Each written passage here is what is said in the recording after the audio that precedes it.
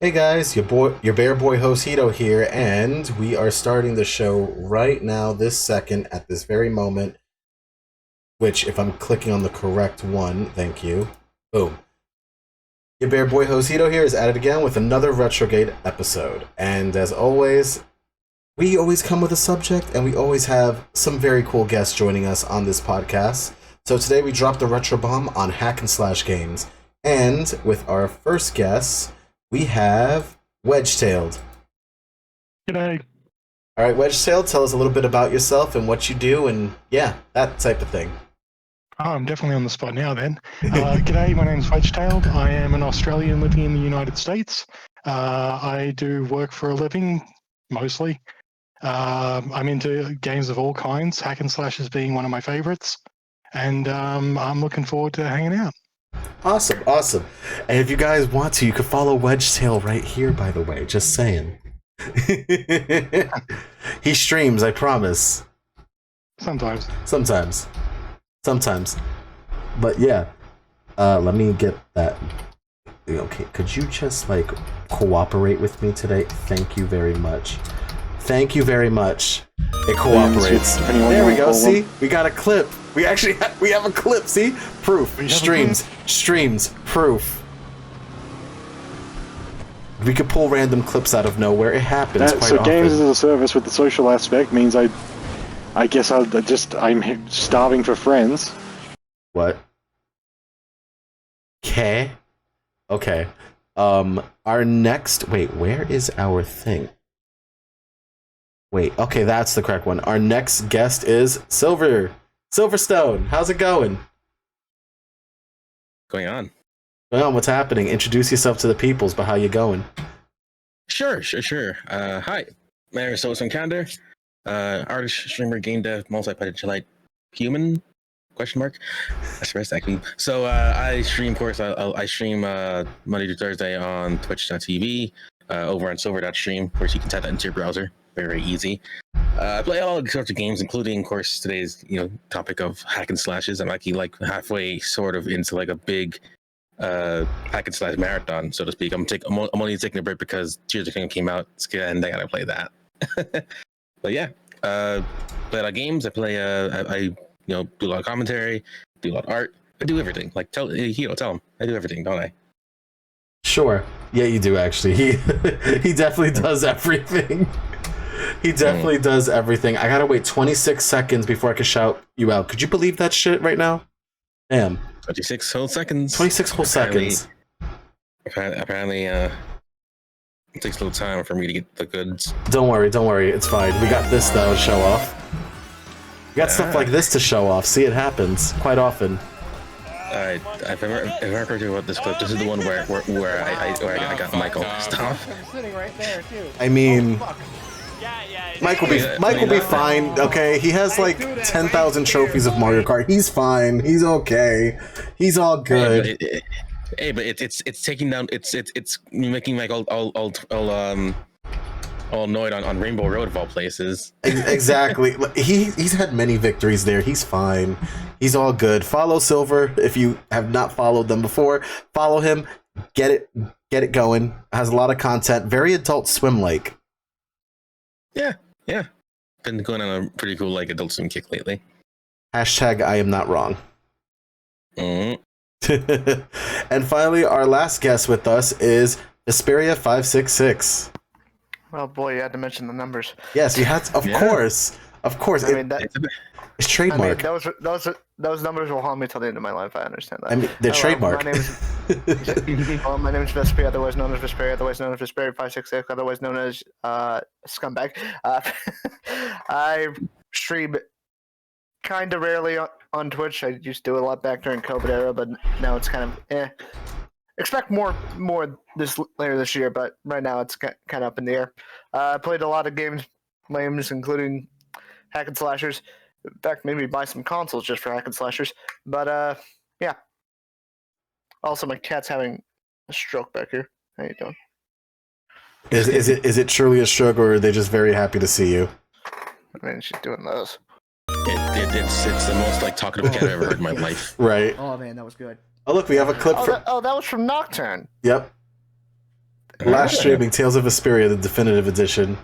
Yeah, I tried I'll to just click do it that, later.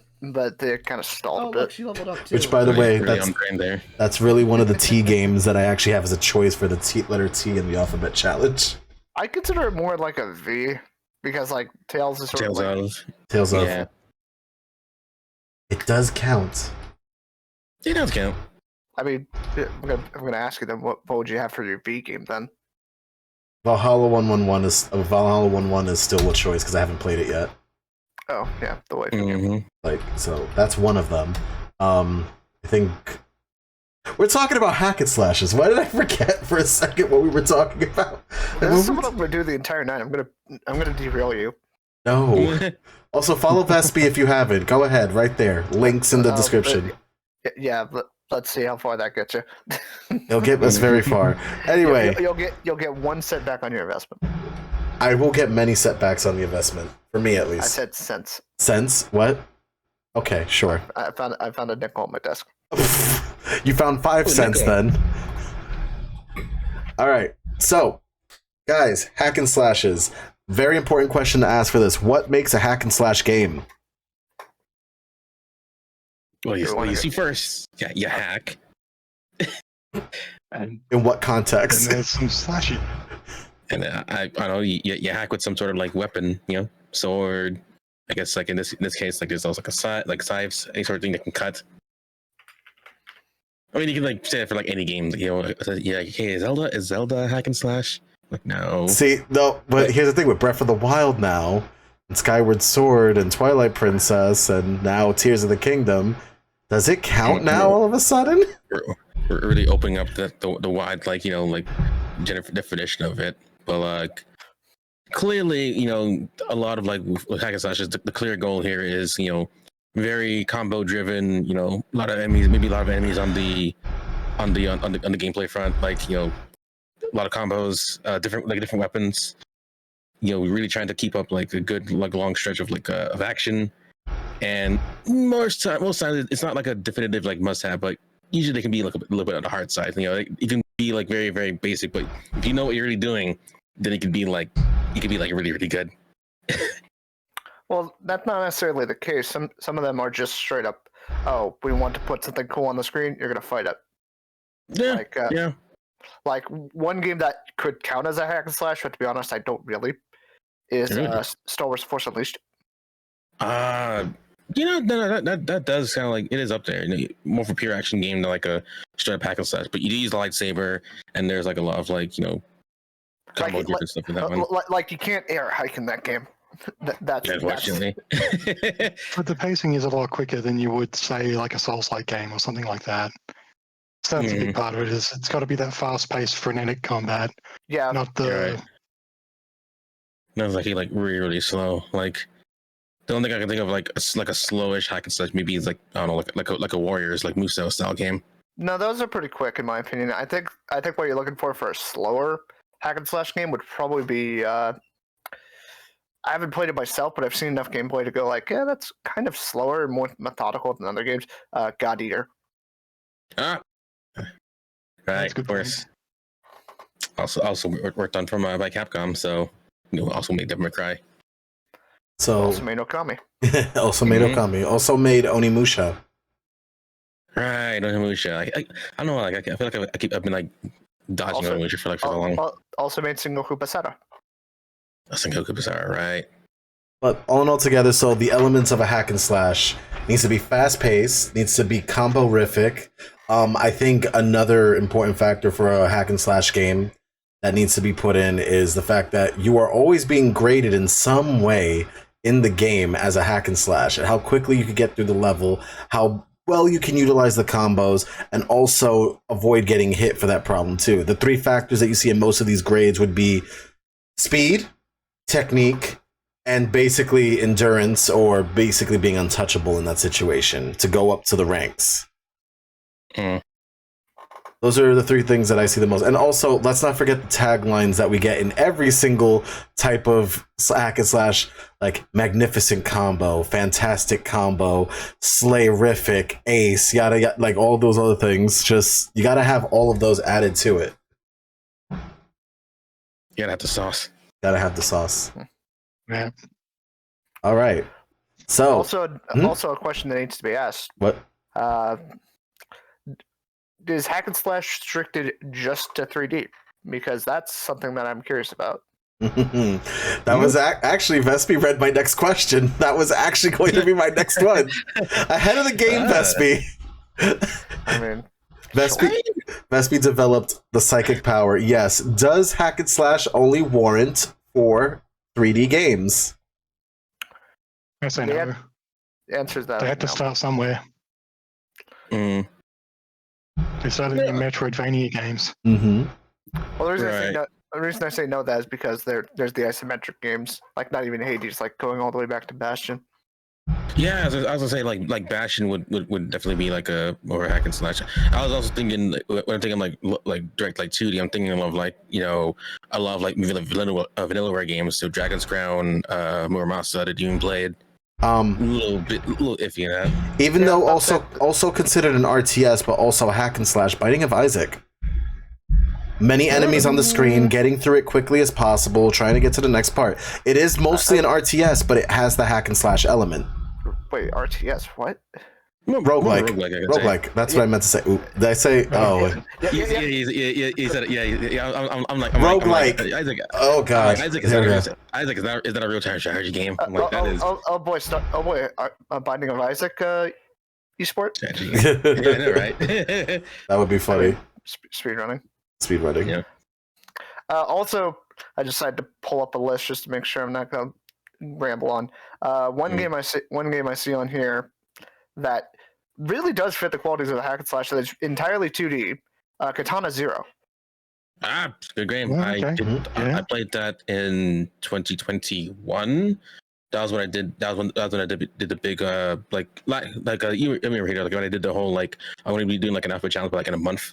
Yep. So my K game was Katana Zero, and yeah, that game was pretty damn crazy because like the amount of times I've done like a lot of restarts, a lot of like crazy like fast and placed action. Like that game is like truly up there as like a really solid like 2D hack and slash style game. Let's talk about the king, one of the kings of hack and slash, Dynasty Warrior. Warriors. The Warriors games themselves. Just Warriors games in general. Always done. Always there. Always hacking. Always slashing. Hell, they've bled into other series like The Legend of Zelda and Fire Emblem for that matter.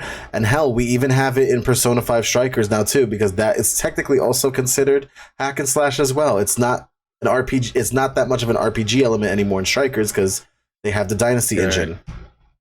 Like pretty much, I want to say like after Hyrule Warriors like made like a huge splash on the Wii U, because like that was like my first proper warrior style game. Like I knew it existed beforehand on like PS2, PS3. I know there was also like the Warriors Orochi series. Samurai Warriors was on I believe on 3DS, but it wasn't really like my style. But then once they introduced like a proper IP to go along with it, then you saw Dragon Quest, you saw One Piece, you saw Persona. You saw, Berserk. Berserk had a move set as well. Mm-hmm. Like more or less, it just fit like any like sort of like I guess like franchise or whatever. Like had like that sort of like sensibility that you could like make a Muso out of. Like, and Muso is like I believe like the Japanese like name that they have like there. Of course, we hear it as Warriors. So you see like from Warriors, or they'll change it up like Persona 5 Strikers, Dragon Quest Heroes. Sort of like that. Yeah, that's just the subset of hack and slash, which in itself is a subset of beat 'em up. But in terms of Muso, I would argue it's different than traditional hack and slash, like to where it's its own separate thing, like not even a subset anymore. Because you're going for a massive combo chain, but there's really no finesse to it. You're just hitting to. You're just hitting. Yeah. Also, like I was saying, it's also like a lot more open too, because like with a lot of like hack and slashes, you're given like a little like an arena to kind of work in, and you move from like arena to arena. Like with say like any like Muso game, like you are given like a whole open area, you have to go take over certain like strongholds or whatever, and convert them over to your side. So it's and the combos matter. It matters. What matters is like getting there because you can, clearing them out and taking it for your army. Yeah, it's a difference between body count and finesse. Yeah. Right. Because what Hito has on the screen right now, that is basically a Muso game. Yeah. So it is the C4, but yeah. I'm going to add something to this because we're going to take something that was taken from a previous episode from last season when we were going over side scroller beat 'em ups. Would you consider 3D hack and slashes to just be 2 scroller beat 'em ups in 3D? Yeah, pretty much. Again, there is a good amount of overlap. Like I said, I brought up games like like Odin Spear, Muramasa the Demon Blade. Like those have like a lot of like hack and slash sensibilities, more or less. I mean they do side scroll. They are like sort of like beat 'em ups, but they retain like a lot of like hack and slash. I guess like like DNA. Yeah, like going back to Hito's question. Yeah, pretty much they are 3D beat 'em ups.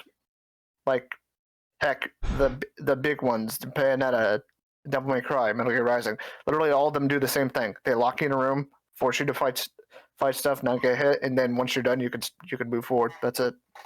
Yeah. And I was say like beat 'em ups. Like if you're ever on an elevator, some shit's about to go down. Like always. Yeah, that's the telltale sign of a beat 'em up game if it has an elevator. All right. All right. Now we're going to get into the personal hack and slash questions now. Okay. All right. So each of you are going to answer this question, and we're going to start with Wedge Tail on this one. Wedge, what was your first hack and slash experience? Like, what was your first game that you experienced for hack and slash? It would have been one of the Castlevania games if we go by the 2D to 3D. For 3D, it was Dynasty Warriors. Which one? Oh, yeah. 2. Sorry. PS1. Because remember the first 2, yeah. Because remember the first one doesn't count. Right. The first Warriors game does not count because it was a different genre at the time. Mm. We learned that. Yeah, that was my first one. Learned that the hard way. We learned that during the PlayStation talk last week. So yeah, that was it. Yeah. You didn't know that? No, I knew that. A few of the others didn't. Oh, I thought that was just common knowledge at this point. They were tricked. They were tricked. All of them. They thought. No, not all of them. All right, Silver, you're next. First hack and slash experience game. That is a very, very interesting question because, like, when I try to like remember a lot of like old school games, like what would it be like, sort of like a hack and slash style? It's hard to like really like see like it's hard to like think of like where's like the first one like where it was like a hack and slash game. Again, going back to like Muramasa, I think that would be like one of the first ones I remember playing on. Like it was on the Wii. Like that was definitely like something that we like where I guess like I'm thinking like if there was like one on the DS because again you said like 3 beat 'em up style games, they would fall under it. And there is like an old vague reminder of like maybe I did play Devil May Cry on my sister's PlayStation 2 like ages ago, but I did like probably forget because it was like a long time ago.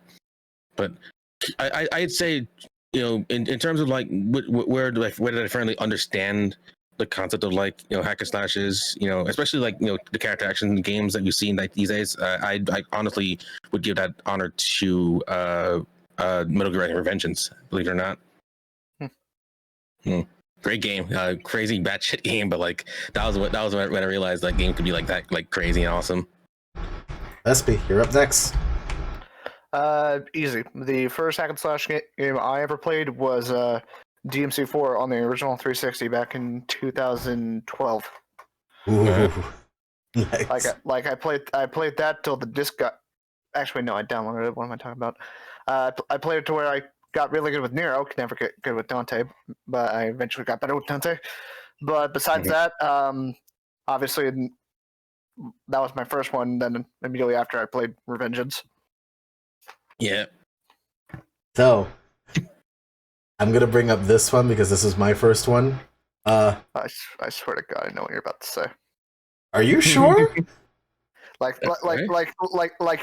your devilish grin makes me think. Okay, sure. I want to humor this a little bit. What is my choice, Vespi? DMC. No. Okay, thank God. God of War. God.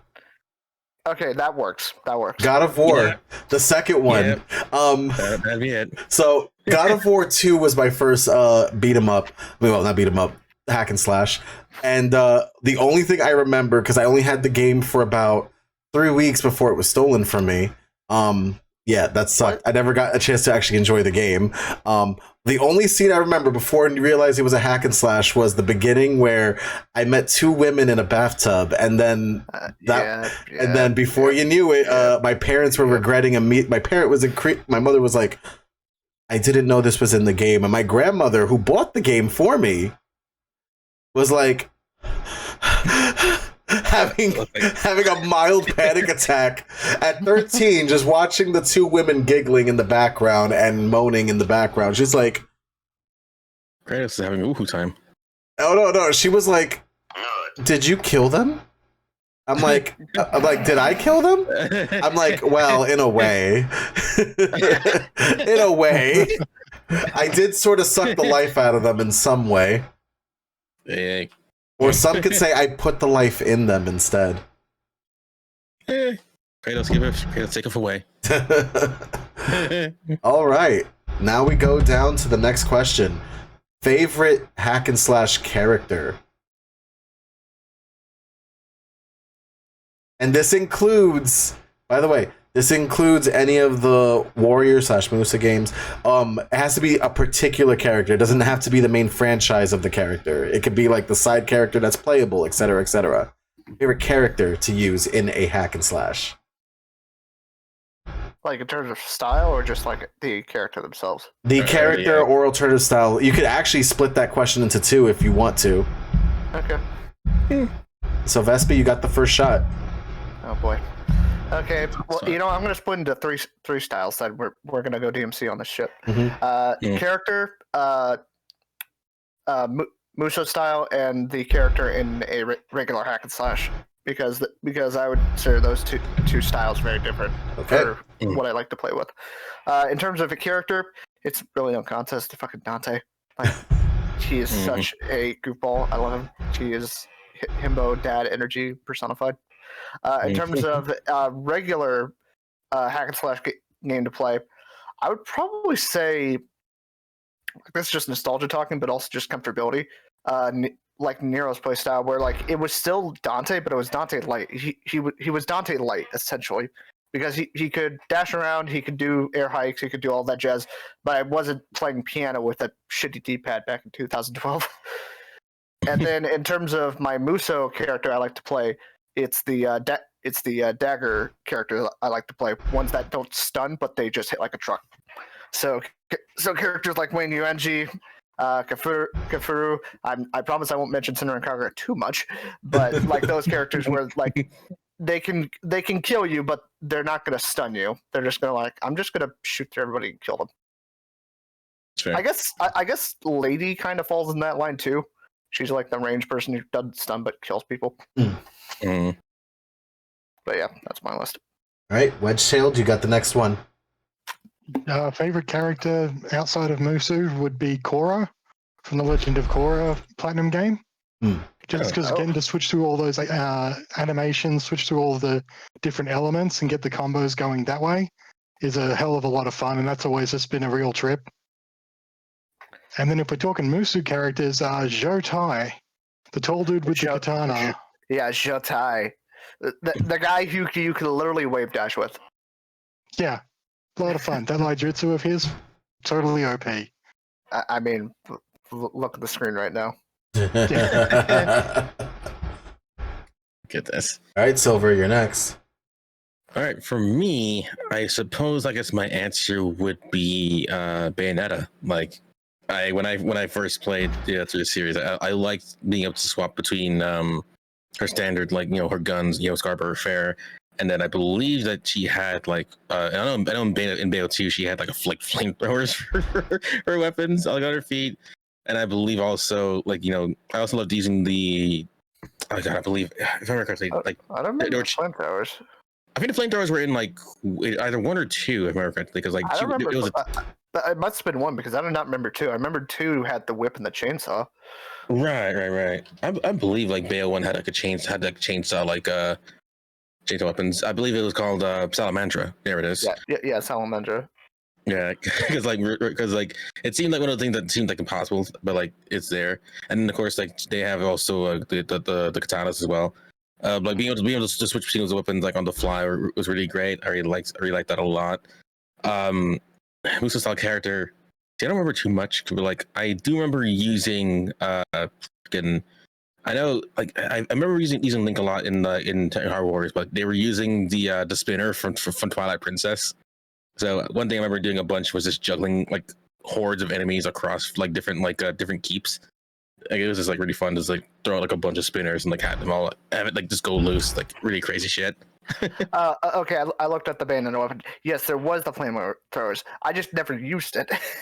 Yeah, I use it like a handful of times, but it's very tough sometimes. Yeah. It was the ice and fire flamethrower. Right. Yeah, Oh, that was that's the one. right. Yeah. Yeah. Sort of like an homage to like the one in DMC3. So I'm trying to remember the name of this game, but I know Muso style. It was a hack and slash. I think it was one of the Samurai Warrior games I played when I was younger. There was a character that used yo-yos as a freaking weapon, and I love using yo-yos in weapons. Like, it's one of my favorite weapons. Hence why I like Ness a lot in Smash.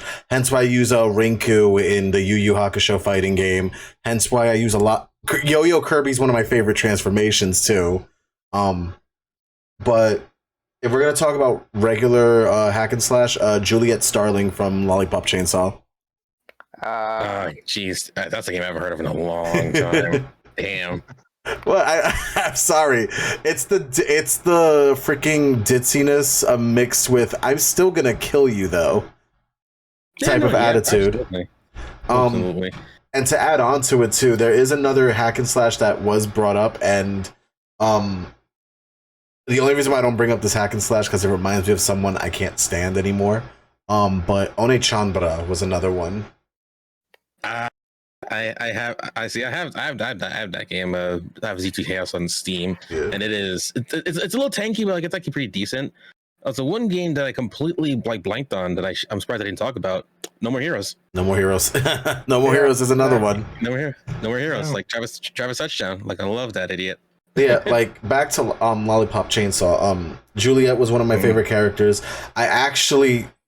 But the thing is, I unfortunately hated the fact that I spent $60 on the game when I could have gotten it for $5. Like literally in 3 months, I'm like, oh shit! I spent money. I spent $60, but I could have just spent $5 on this game in just a month. Damn.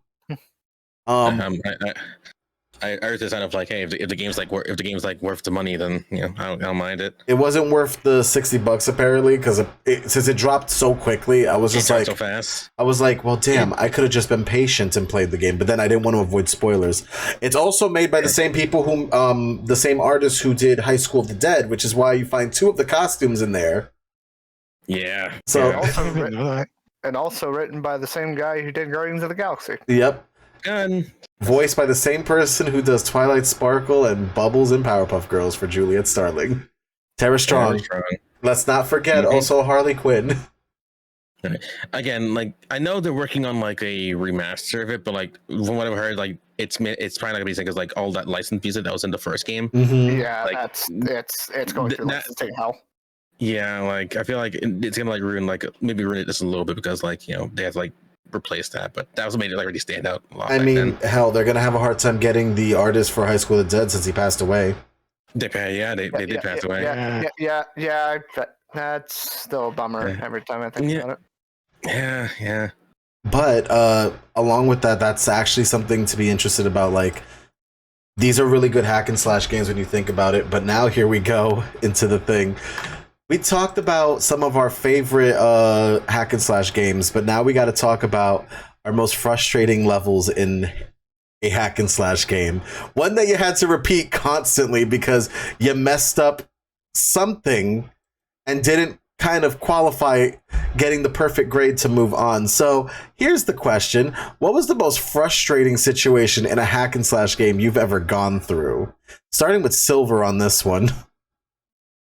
Just because this is recent, like if I were to split between 2 things and it's in the same franchise, the entirety of DMC2, because holy crap, I didn't think the game would be that polarizing, especially coming from like from 1 to 2. polarizing / AKA like bad. Like, wow, like I don't know how they were like, I don't know like what they were thinking when they were making DMC2 besides money, because like DMC1 sold like well enough, but like. Well, everyone. I remember when I went up to, hey, I'm gonna play DMC. Everyone's like, yeah, good luck, buddy. And I'm like, what? Like, I remember also like buying it like physical, like at LA Retro, and everyone's like, hey guys, look, I got DMC2. And everyone's like, why'd you buy that for? And I'm like, wait, isn't that it's Devil May Cry? Yeah, but that game sucks. I was the one who told you that. That was that was me. That was you. That was me. That was you. I warned you. I didn't know any better, and then eventually I played it on Steam, and I was like, "Oh, that's why." And I guess for a frustrating part, like the Virgil fights in DMC3, yeah, your boy's getting cooked in those fights. I was sometimes I'd come like this close, but Virgil was just clapping my cheeks real bad. Like, damn, I had to spend a good long time just like. Try to be like as zen as possible, but also like being like so like upset. When I finally got Virgil down for the count, I was like, geez, like I can't believe like that I finally like got it done. Like I guess like one great thing about like a lot of these like hard like hack and slash games, like when you finally get over the hurdle, like that is like a true like monumental victory. I'm like, geez, like you overcome like the odds like win. It is truly like euphoric. Fair. Vespi, most frustrating experience in a hack and slash game. Easy for me to say. The final, I can't remember what they're called. What they're calling in Revengeance, the optional missions that you can do with characters. The final optional mission you could do in the final level of Jetstream Sam's DLC. Oh jeez. like oh wait, you did do that, Silver, and you remember how hard that one was. I gave it an attempt, I'll say that, but like, geez. I did a no hit run to S ranker, and it was the worst pain in the ass ever. You masochist, you. Like it was a no hit run, and I kept taunting because guess what? That's how you got the S rank with Sammy. Just had to keep taunting. Right. All right.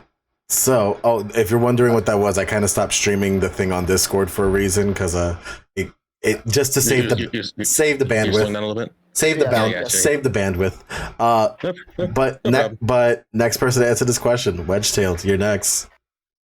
This is more of an overall pet peeve, and it also because it did frustrate the hell out of me. But whenever a hack and slash game puts different mechanics into a level, like Bayonetta riding the rocket to the city, or oh jeez, when it's not hack and slash in a hack and slash game.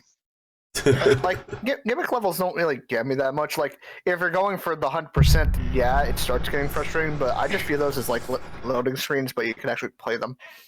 I'm useless at them, so I wish I could like sit down with Kimmy and said, "Look, buddy, I love Space Harrier. You do too, but you've done this a good amount of times here. You gotta stop." Like you gotta stop, buddy. Like at some point, these little segue parts. I'm like, all right, buddy. I know you like this like really much. He's like, I love these classic games. It's cool, but at the same time, sometimes you're jumping for like a loop here, buddy. Not helping. Some game levels can be like really really fun, but like some of them can be a real bore. Honestly. Yeah, that's mine. Yeah. All right, so here goes mine. I got kind of tired of One Chambarada after a while. Listen, I get it's a fan servicey game. I get that it's supposed to be all yeah. But after a while, it becomes what it exactly.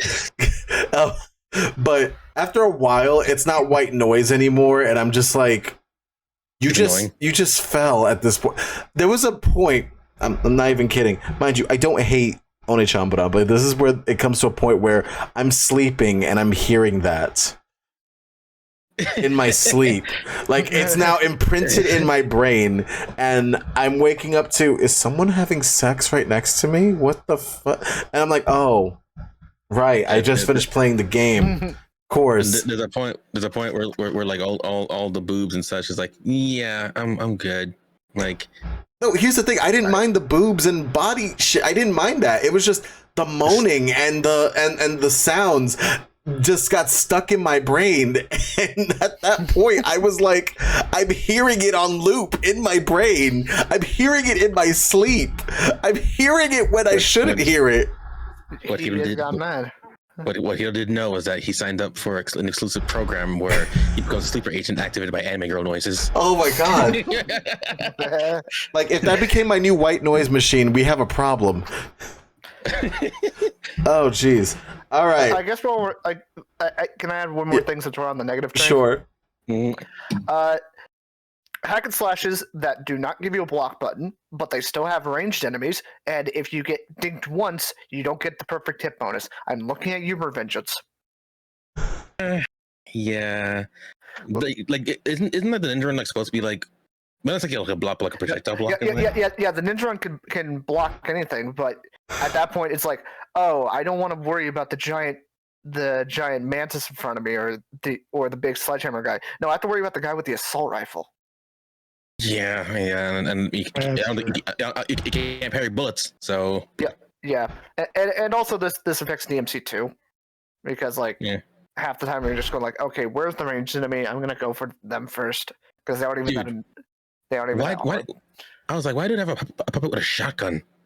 Like, I mean, I know it in DMC 3. I prefer the shotgun over Ebony and Ivory. At the very least, it's a stun gun at that point. Yeah, you can dodge it, but like when we caught with it, it's like, God damn it! Stop shooting me. All right, here we go. This is another one. Favorite weapon to use in a hack and slash. Basically, think of all of the hack and slash that exist, and what's the weapon that is your favorite to use. Do we want to split this between Muso and regular again, or do we just want to go with one? Go with one in this point, because like the weapon in general is going to be what you use at the end of the day. Okay. And Wedgetail, you're starting us off on this one. Oh, great. Fantastic. Let me just figure out what I'm going to pick. I mean, it's got to be Yamato, Virgil's sword. Yeah. Very good. Takes a lot of finesse. Takes a lot of finesse to use, and it takes a real pain in the ass timing to get right. But once you start getting those off, like the judgment cut and whatnot, there's nothing better. Yeah. See, like that's a really solid one too. I was gonna say for me, it's Raiden's like sword and Revengeance. I forget the name of it exactly. Like, it doesn't have a sword. If you're talking about Sam's sword, it's the Murasama. Yeah, the Murasama. Like, the Murasama is definitely like I was there too for real. Like, I thought Raiden's had like a name, but like unless I'm like no, it's just a high frequency blade. Yeah. Right, HF blade. Yeah, because they have like also the Fox blade too. Like, it's like because I remember the first time I played the game, like the amount of times I would just like open up blade mode and just like like everybody tore down the bridge and tried to cut the cat. Everybody did that. The bridge, yes. The cat, I wasn't as like I was one of the unfortunate people who couldn't jump, who forgot how to jump up. The first one, I'm like, wait, did I just cut down my own way like up the thingy? Wait, I had to learn how to ninja run. So you didn't even bother trying to fight the super cat? I didn't try. The final boss. I know they were there. I'm like, cat. I didn't want to try to attack the dang cat. Like I cut the melons. Like I know those were like around just for free cut. I mean, they were reference to the E3 demo. Yeah. Because I remember when they first announced, Metal Gear Solid Rising, and then when it became Metal Gear Rising Revengeance, I was like, oh, this is an interesting like take. Like, it's great. I still kind of wish we got that because it did fill in a plot point that really needs filled at this point, but it's never going to get filled. Right, because what was Raiden up to before, in between the MGS 2 and 4. Like here's the funny thing, that's like my first like proper like Metal Gear game. Like I haven't played like I don't remember playing like Solid that fully, but like Rising Revenge was kind of like my gateway game into like Metal Gear. I mean it was for a lot of people. I mean, just look at the VTuber community. Yeah, VTubers, like hell, like Revengeance now is like got like almost like revived as like a king meme status game because like the story in that game. I mean, the ending is fermented like a fine wine. A very, very, very, very fine. There was a point where like on my channel for a bit, every time on the 4th of July I'd play that game, and I'd just go straight. I'd go straight to the Senator Armstrong fight. Okay. No. Bad. Vespi, your weapon of choice. My weapon of choice, man.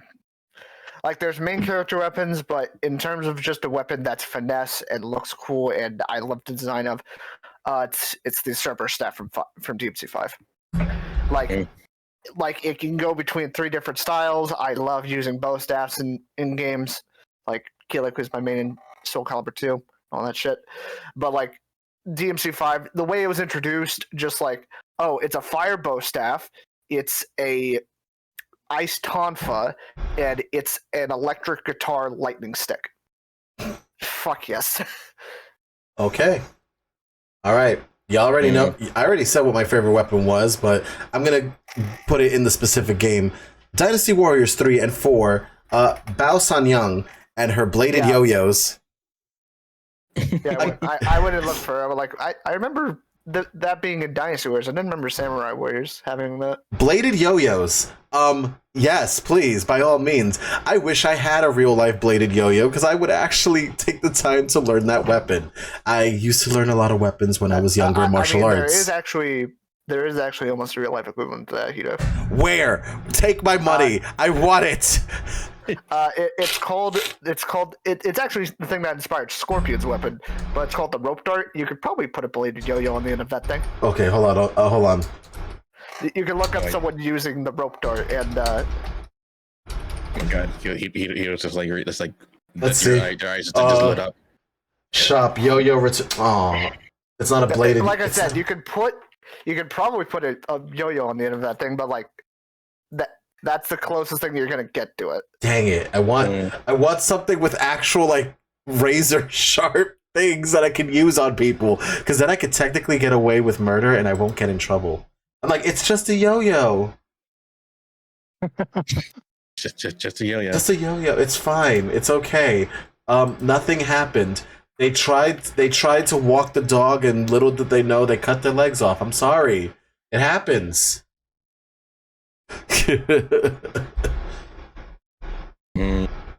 But that was pretty much a majority of the stuff that happened, and yeah, I definitely would say that I need those yo-yos in my life, man. It needs to happen. I'm assuming your main in Guilty Gear is Bridget, right? Yes, I am guilty. I am a Bridget player. Brisket. Listen, but Bridget though.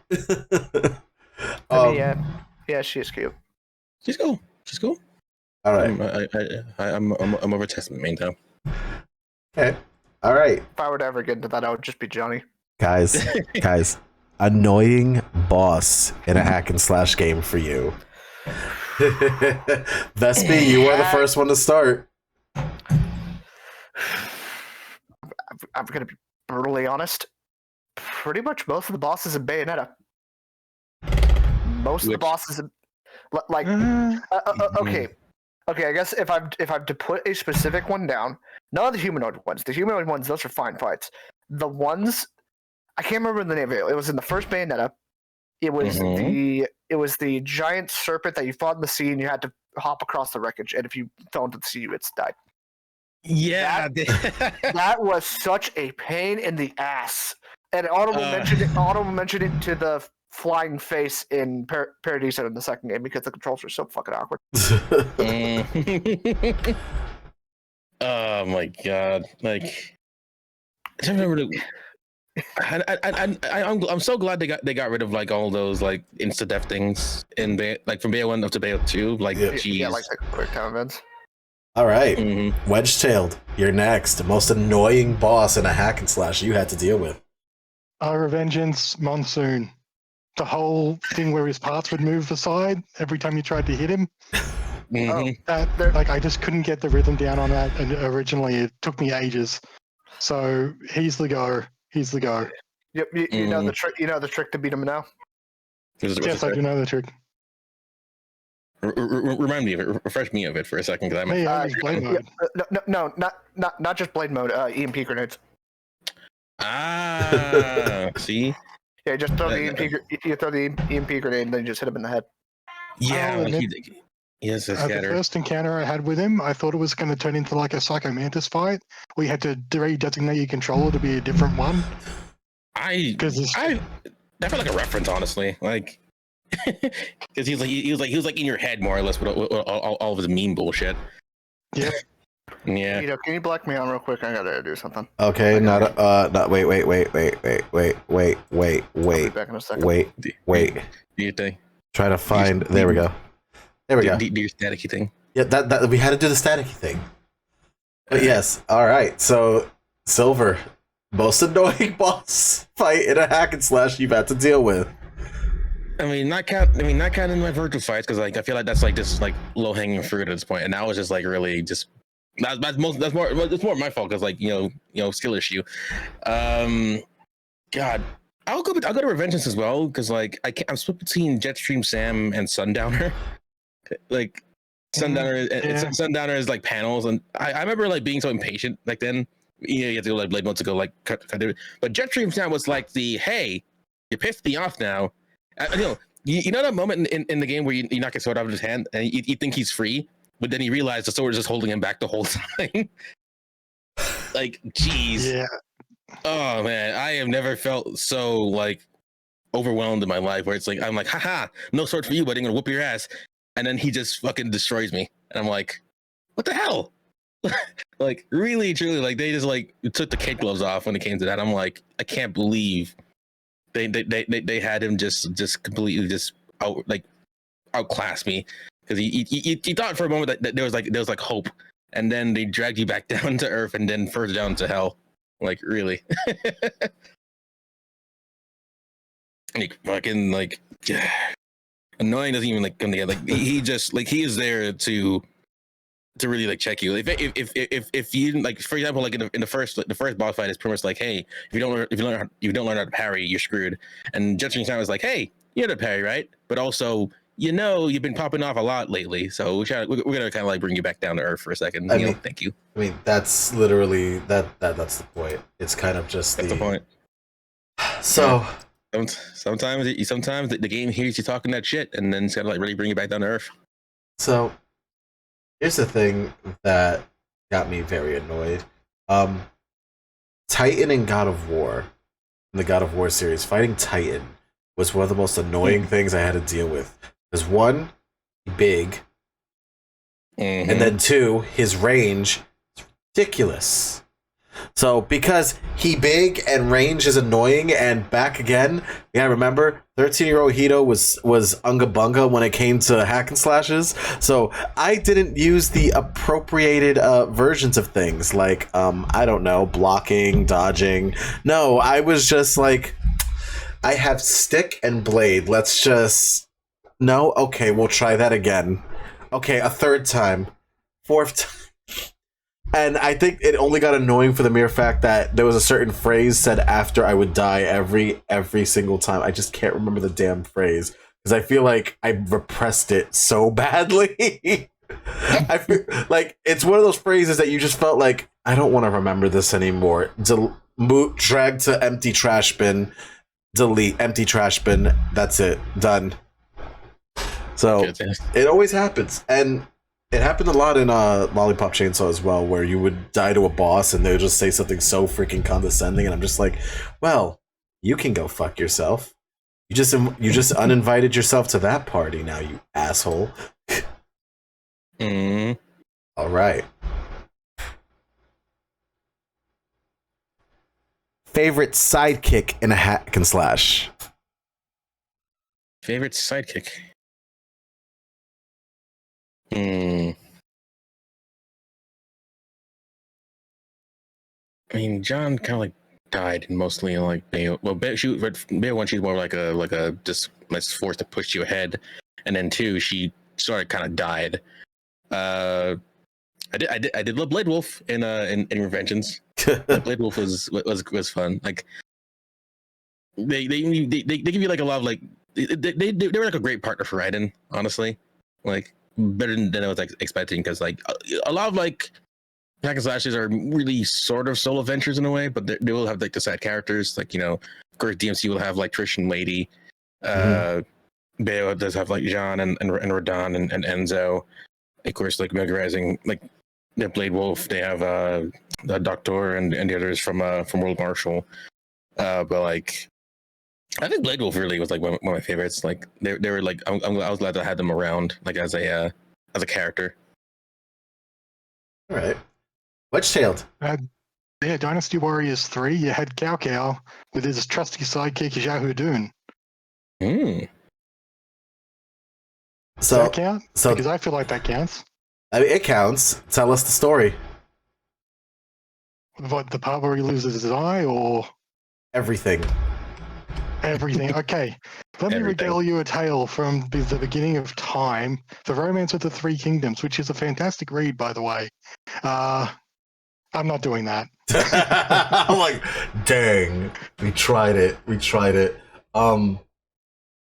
So I was kind of stuck on this question when I thought about it, and then it hit me when I just heard the word boy. Yes. I'm not gonna say his name for the mere fact that, you know, Kratos never said his name in the first few batches, so let's just go with boy. Like, I like the I'll pay that. like, here's the thing with me.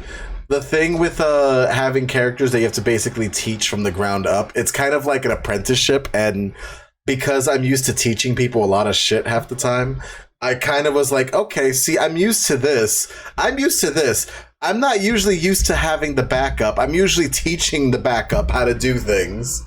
So this is kind of where I felt like, okay, cool. I kind of want to do this. This is very important. This is very important for me. So I'm too happy when it comes to the fact that, like, I get to teach the side character how to do things. And okay, I'll say his name, Atreus, but still,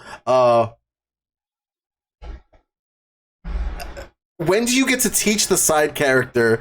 Usually the side character's already broken and you want to learn them, but no, you get to basically develop this mind for later, so that way you can use it later. It's like like children in real life. It was an investment. So straight up, I'll say it. Atreus was definitely an investment that got me worthwhile. And then I found out some other things, and I was like, okay, I'm pissed off now. we know why. I'm not gonna say why. You play the goddamn game, and you figure it out yourself. I don't want to think about that shit again. That's fair. I got a little disappointed, but it's fine. It's cool. Yeah. that is my choice right there. We're going for the next slide in this situation. Which hack and slash character would you actually be thrilled that saved your life from a situation? Let's see. I mean, I wouldn't mind. I wouldn't mind like, you know, running into like Dante. Like, he's just like the right amount of cool. You know, I'd probably hear like a couple one-liners from him. You know, if I got caught in a real like sticky situation. You know, I feel like Dante just has that sauce, man. Like not DMC not quite as DMC2 Dante, or DMC1 Dante is alright, but like DMC3 Dante was like popping off so much. I'm like, this guy is like just like the epitome of cool. Like truly cool. Okay. What? You do realize he won't give a shit about the safety of the other people around him a little bit, right? I mean, I'll be fine. Fuck those people. You sure about that? I'll be fine. I'll be fine. Okay, sure. Keep telling yourself that in the future. Yeah, I'll be sure to mention that in my obituary. Yep. He's like, I wanted Dante to save me. Dante doesn't save, he anti-heroes. What are you doing? He tries. Sort of. Tries. Sure. Wedge-tailed, you're next. Korra. The Avatar themselves. Come on, you can't go wrong. I mean, you're not wrong, but at the same time, I'm like... I mean... You know what? You're not wrong. I can't fight that one, because the thing is, at the end of the day, Korra would just come out of nowhere and just do her avatar thing and probably be sassy about it too later on down the line too. I mean, she's the avatar. I mean, Gotta deal with it. I'm just thinking of like the kids that were like, I thought you would do something more avatar-like. Like, come on. Look, I can't be. I don't like you to be a critic when you get your life saved. Like, I was expecting something awesome. Let's see. My saving grace. You know what? Because it's more realistic to have a zombie apocalypse in this day and age than anything else, it would be Juliet. Mm. And technically speaking, I would technically back her up a little bit too, because I'm just that. I'm like, listen, if I save this bitch, she's gonna probably help me save myself out of here. So I might as well. I'm like, listen, there's what's the opposite of a benefit? There's no consequence. Detriment. There you go. Yeah. There's no detriment for not helping her, at least. I would get out alive, and she would pretty much have backup. Mm. And then we get the fuck out of here. I just can't be careless. That's the whole prim and proper of it. We can't be careless on the situation. And now, we're hitting the time zone, guys. Are y'all ready for the things that I do?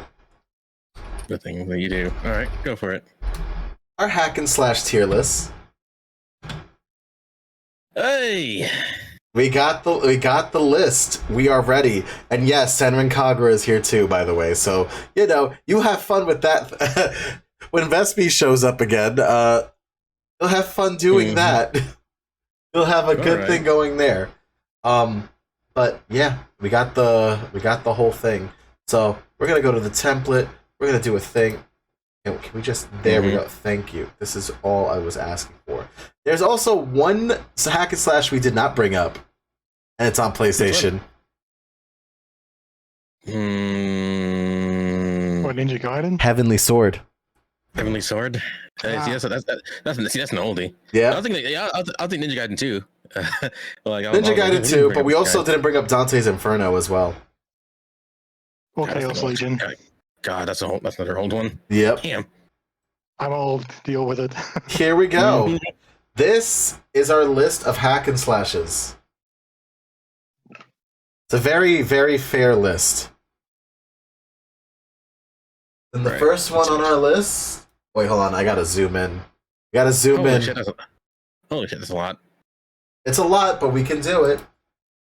Sengoku Basara. Basara. I got used to saying Basara only because of things. Mm-hmm. But yes. Where would we put this one at? Has anyone played the Basara series?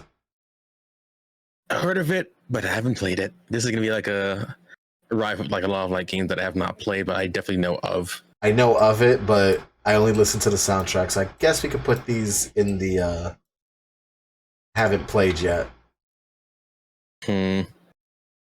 Alright. Garshash Monster Slayer. So what? Negative. Wait, what?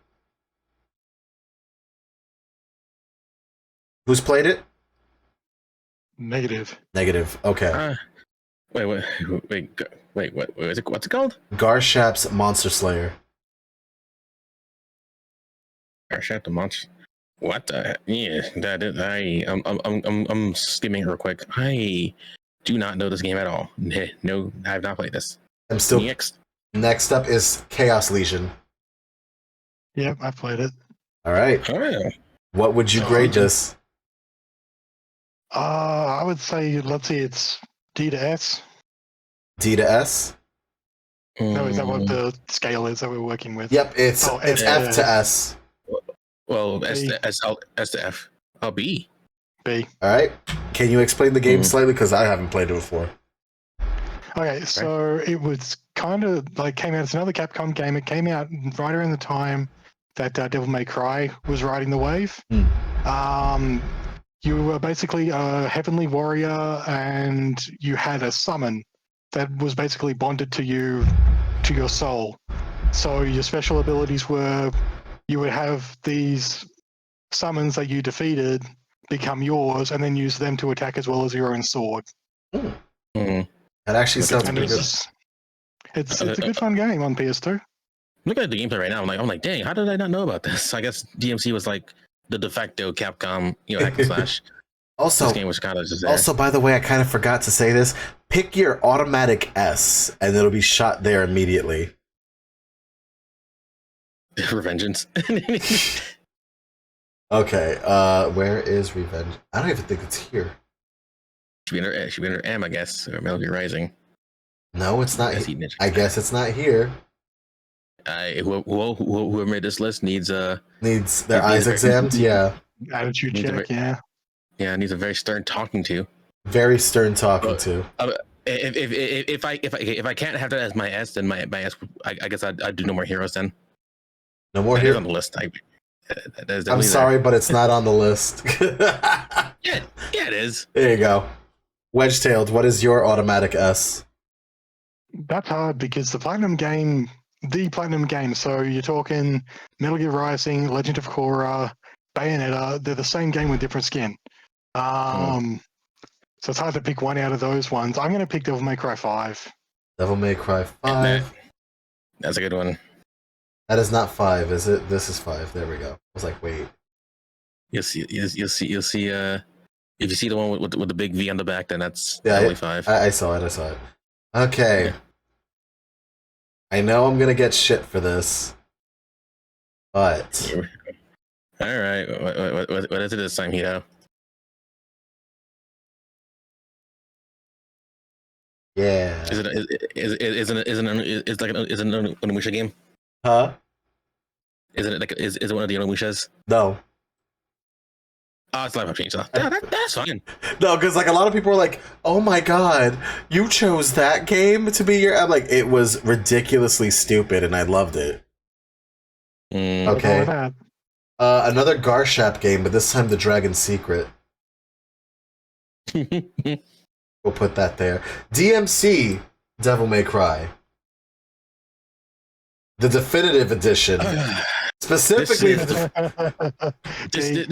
This is the reboot. Yeah, I'd put it at a D too. I haven't played it yet, which I will. But from what I recall from like people who played the reboot, it is, that game. Dante, it's not a bad game, but like that is not my Dante. Can we put the definitive edition on C? It's the same game. I'm not gonna do that. It's the exact same game. All right, Tim Burton's The Nightmare Before Christmas, Oogie's Revenge. That's a hack and slash. Yeah, Nightmare Before Christmas game like that. Yeah. Let's see, PS2, Capcom. Jesus, Capcom, you're just everywhere today. Capcom. Can we say Capcom is the king of hack and slashes? Well, Toast developed it, but like Capcom published it in Japan and apparently Buena Vista Games in North America. Yeah. So no one's played this one. No, I didn't know it existed. I'm like, there's a hack and slash Nightmare Before Christmas game. Like, what? I'm back. Okay. Welcome back. You made it back. back for the tier list. Okay. And good news, Senran Kagura is on this list. Okay, I've played 2 of them. And also you get to choose an automatic S. I get to choose an automatic. Okay, what games have been picked? So far, these are the 3 that have been picked. Which are Revengeance is sadly not in this list, by the way.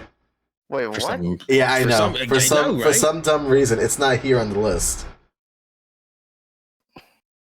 Okay, at this point, just make a haven't played game Revengeance and just put that in us. No. I don't have the capability of doing that yet, at least. Because it's not my list, that's the problem. No, I mean, like, just take a haven't played game. Doesn't matter. Like, who's gonna remember fucking Dynasty Warriors Gundam 3 as anything other than, oh, that's the game that's representing Revengeance. That's not here. Yeah, it is. Down the bottom. The hell? What the hell? What? Well, wait, no, those are Warriors Orochi. No, Dynasty Warriors Gundam 3 right there. It's a little bit. Go to the. Yeah, see now I got full screen because I'm like squinting. Cat. Go look at the row where Oni Chambra is, and go up 2 spaces. Yeah. Go up 2 spaces. I've gone up 2 spaces twice. 3 spaces then. My bad. Yep. It's on the right on top of Ninja Gaiden 3.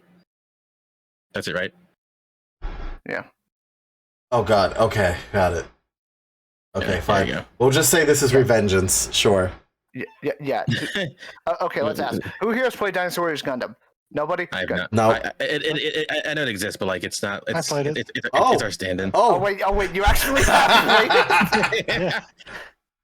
So, Really? Yep. what is your grade for this one, Wedgetail? Considering we have not played it. That's hard to do. To see. Okay. Ooh, let's see. Okay, It's fine. fun. It's a lot of good fun.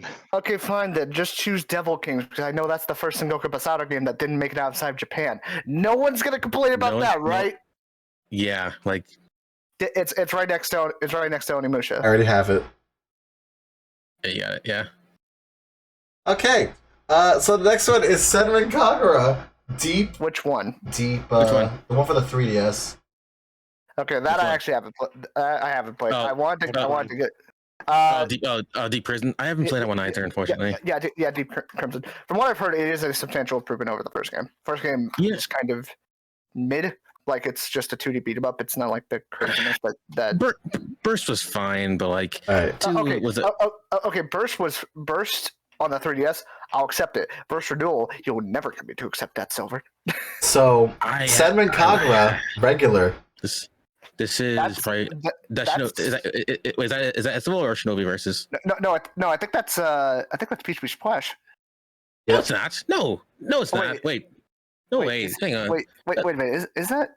Oh wait, no, that is Peach Beach Splash has somebody else on the cover. Yeah, no, I think that's that's Estival. Oh wait, that is Estival. I'm so used to the fucking. What cover was it? It's a different cover. I don't think it actually has Miyabi or Homer on it. Yeah, well, I looked it up. Yep, that's Estival. Yeah. So- Okay. Silver can agree. It's S. No arguments. Yeah, I don't argue. It's probably the best center card game that's out there. Okay, sure. Best Center Cargo game. Best Muso game on Steam. All right. Yeah. Ninja Gaiden Sigma. That's wait, Sigma Black. Sure. Well, Sigma 1 isn't Sigma 1 like? I think this is 2 or 3. I'm not sure. That's definitely not 3. Okay, so I think that's. Oh, wait, is that on the PS? Oh, that's on the PS3. So that's Ninja Gaiden 2 Sigma. okay, so Yeah. To be honest, I never really played through Ninja Gaiden 2. Like I played a little bit through the first one. I played a lot out of three, but I never actually played through 2. Which I know is kind of blasphemy because most people consider 2 to be the best in the series. Right. No, 2 was good. Decent. So where would you put this one? Probably a B at least. B. Yeah. I'd say B. Yeah. Here we go. Solid B. Next up. Oh wait! Am I allowed to ask? Can I see real quick the games that I haven't played? Because I think there's one. Yep. I think there's one in there that I have played. Which one? Which one? Well, I can't see it because. Oh wait, is Hito streaming it again? Yeah. Yes. Oh wait. Yeah. Hold on. I got you. Yeah, brush it here, like because we're following your. Much. Yeah, this is much cleaner. Okay, the second one, Senran Kagura Samurai Warriors. That one was actually on the Wii. I actually did play through that. I would consider it. It's like a weird. It's like a weird in between C and B. The voice acting is incredible. It is literally 2007 Funimation highlights. I'll also clarify for those in the audience, like Vespi meant a single Kubasara, and that's Senran Kagura. Yes. Okay, guess what? As starting names. Okay. Yeah. So I would say B. Like it's a fun time. It's not. Be honest, I would actually classify it more as 3D beat 'em up than hack and slash because, like, compared to most Musos, it's actually more combo oriented. Silver, I'm gonna ask you to do me a really quick favor. Yes. Can you parsec into my computer? Sure. I will do that. Wait. To do what? Which You'll see. There it is. Thank you. All right. I Let me in. I want you to take over the tier list for now, at least, because I have to use the bathroom. Oh, dang it. Boy. Oh, you Hang on, disconnected. yes. Does not support hardware video. Don't I change my? Hang on, encoding's being weird. Okay, let's try that again. All right, let me in. And let me get you on mouse. God damn. Wait, what? Oh, Yeah, attempting. Okay, yeah. Yeah, because like it's issue on your computer possibly, but it's like a random thing here, like low end or cloud server CPU, blah blah blah. It's more about like the fact that it's something with the hardware that's like blocking me, but it could be because he didn't upgrade your drivers or something like that. Oh. Parsec is very finicky. Parsec is always like finicky like that. All right, you got mouse control. Go for it. That won't negative. You know what? Let me in. Like, you know, like, you know what? think, We're good. We're good. We're good. It receded back into my body. It's fine. It had one of those moments where I just use the restroom and like we could put on a game of Squirtle or something. No, we don't have Squirtle. Yeah, we don't have Squirtle. All right, we got this. All right, I'm fine actually now. Next game is Guardian Heroes Advance. Guardian Heroes Advance. Advance. Wait a minute. Is that the one by Treasure? No. Ubisoft. Wouldn't it be Gunstar Ubisoft. No, not Gunstar Heroes. It was Guardian Heroes Advance. This is Treasure. This is Treasure. But actually, it's Advanced Guardian Heroes. Advanced Guardian. Oh my god. Okay. See, this is how you know I didn't play the game. So. Yeah. In Japan, this was made by Treasure, but they still published. Ubisoft was the publisher outside of Japan. Yeah, because I remember playing the Guardian game that was released on the 360 or like Xbox Live at least. Yeah. I was seeing XBLA because it used to be on the Saturn ages. Yeah. So where do we put this? So it's weird. Like it's more beat 'em up than hack and slash, but it actually has like it's like a weird beat 'em up fighting game mixture. Well, obviously I haven't played the advanced one. I've only played the original one, so I'm assuming this is just like a port with like a different art style, I guess. Probably. So yeah. So like I would say it's okay. It's balls hard. It's balls hard. I'll tell you that much. Yeah, it definitely is a beat 'em up. I'm looking at some footage real quick, and I feel like I've never seen this before. Like very vaguely. It's definitely fun. It's very Dungeons and Dragons esque, where you like pick a class character and level up and get. I'm about to play this game because you said Dungeons and Dragons. yeah. You can play as either a knight, a sorcerer, a ninja, a cleric, or a. I guess another knight, but I guess he's like the main villain or something. Yeah. All right, so where do we put this? I would like it's fun. It's not dull. Like I would say C and D are where the dull games are. B is at least fun, if a little bit more forgettable. All right. Next up is Alter Echo. Wait, you put it in D? What? Yeah, you put it in D. Alter Echo. C. God damn it. Okay. There we go. Yeah, Alter Echo. Haven't played. This apparently this is on the Xbox from Outrage Games. Yeah, I have not. First time I've ever heard of this. Yeah, I haven't played. Yeah. All right. Bayonetta 2. S. Bayonetta 2 S. S. To the top, baby. Yes. Bayonetta 1. I would argue A. A. If only because of those damn instant QTEs. Like instant QTEs. Not much replayability. Like obviously. You could replay through the levels, but like there wasn't like different characters you could play as. Oh, well, but wait. So we got a good question actually from one of our viewers. Okay. Would you consider Kingdom Hearts a hack and slash? It's hack and slash RPG. Hack and slash RPG. Yeah, hack and slash RPG. Like that was one question I wanted to bring up until I got called off. What about RPGs that are also hack and slashers? The two that immediately come to my mind are obviously Tales, but then another one, which I've actually only played through the first game. I've heard the second game is a whole lot better. The Raido Kuzunoha games from SMT. Those would count in a way, would they? They would. Yeah. I don't know. Yeah. Again, with games like these, like again, like genre fusion is like always like a big thing. Like. Because Tales absolutely has the combo system where you want to send people flying. Like you want to do fancy as hell combos. Just look up Judith combos from Vesperia. Like people went nuts with that. Yeah, some people really went in on that stuff. Wait, All one right, second. Oh, sorry, that was weird. Yeah, I had a moment where everything was like, "Hey, let's mess this up today." I'm like, but yeah, Kingdom Hearts, it's hack and slash RPG. I can see that. It count. Okay, so we got through Bayonetta. So next what's game. next?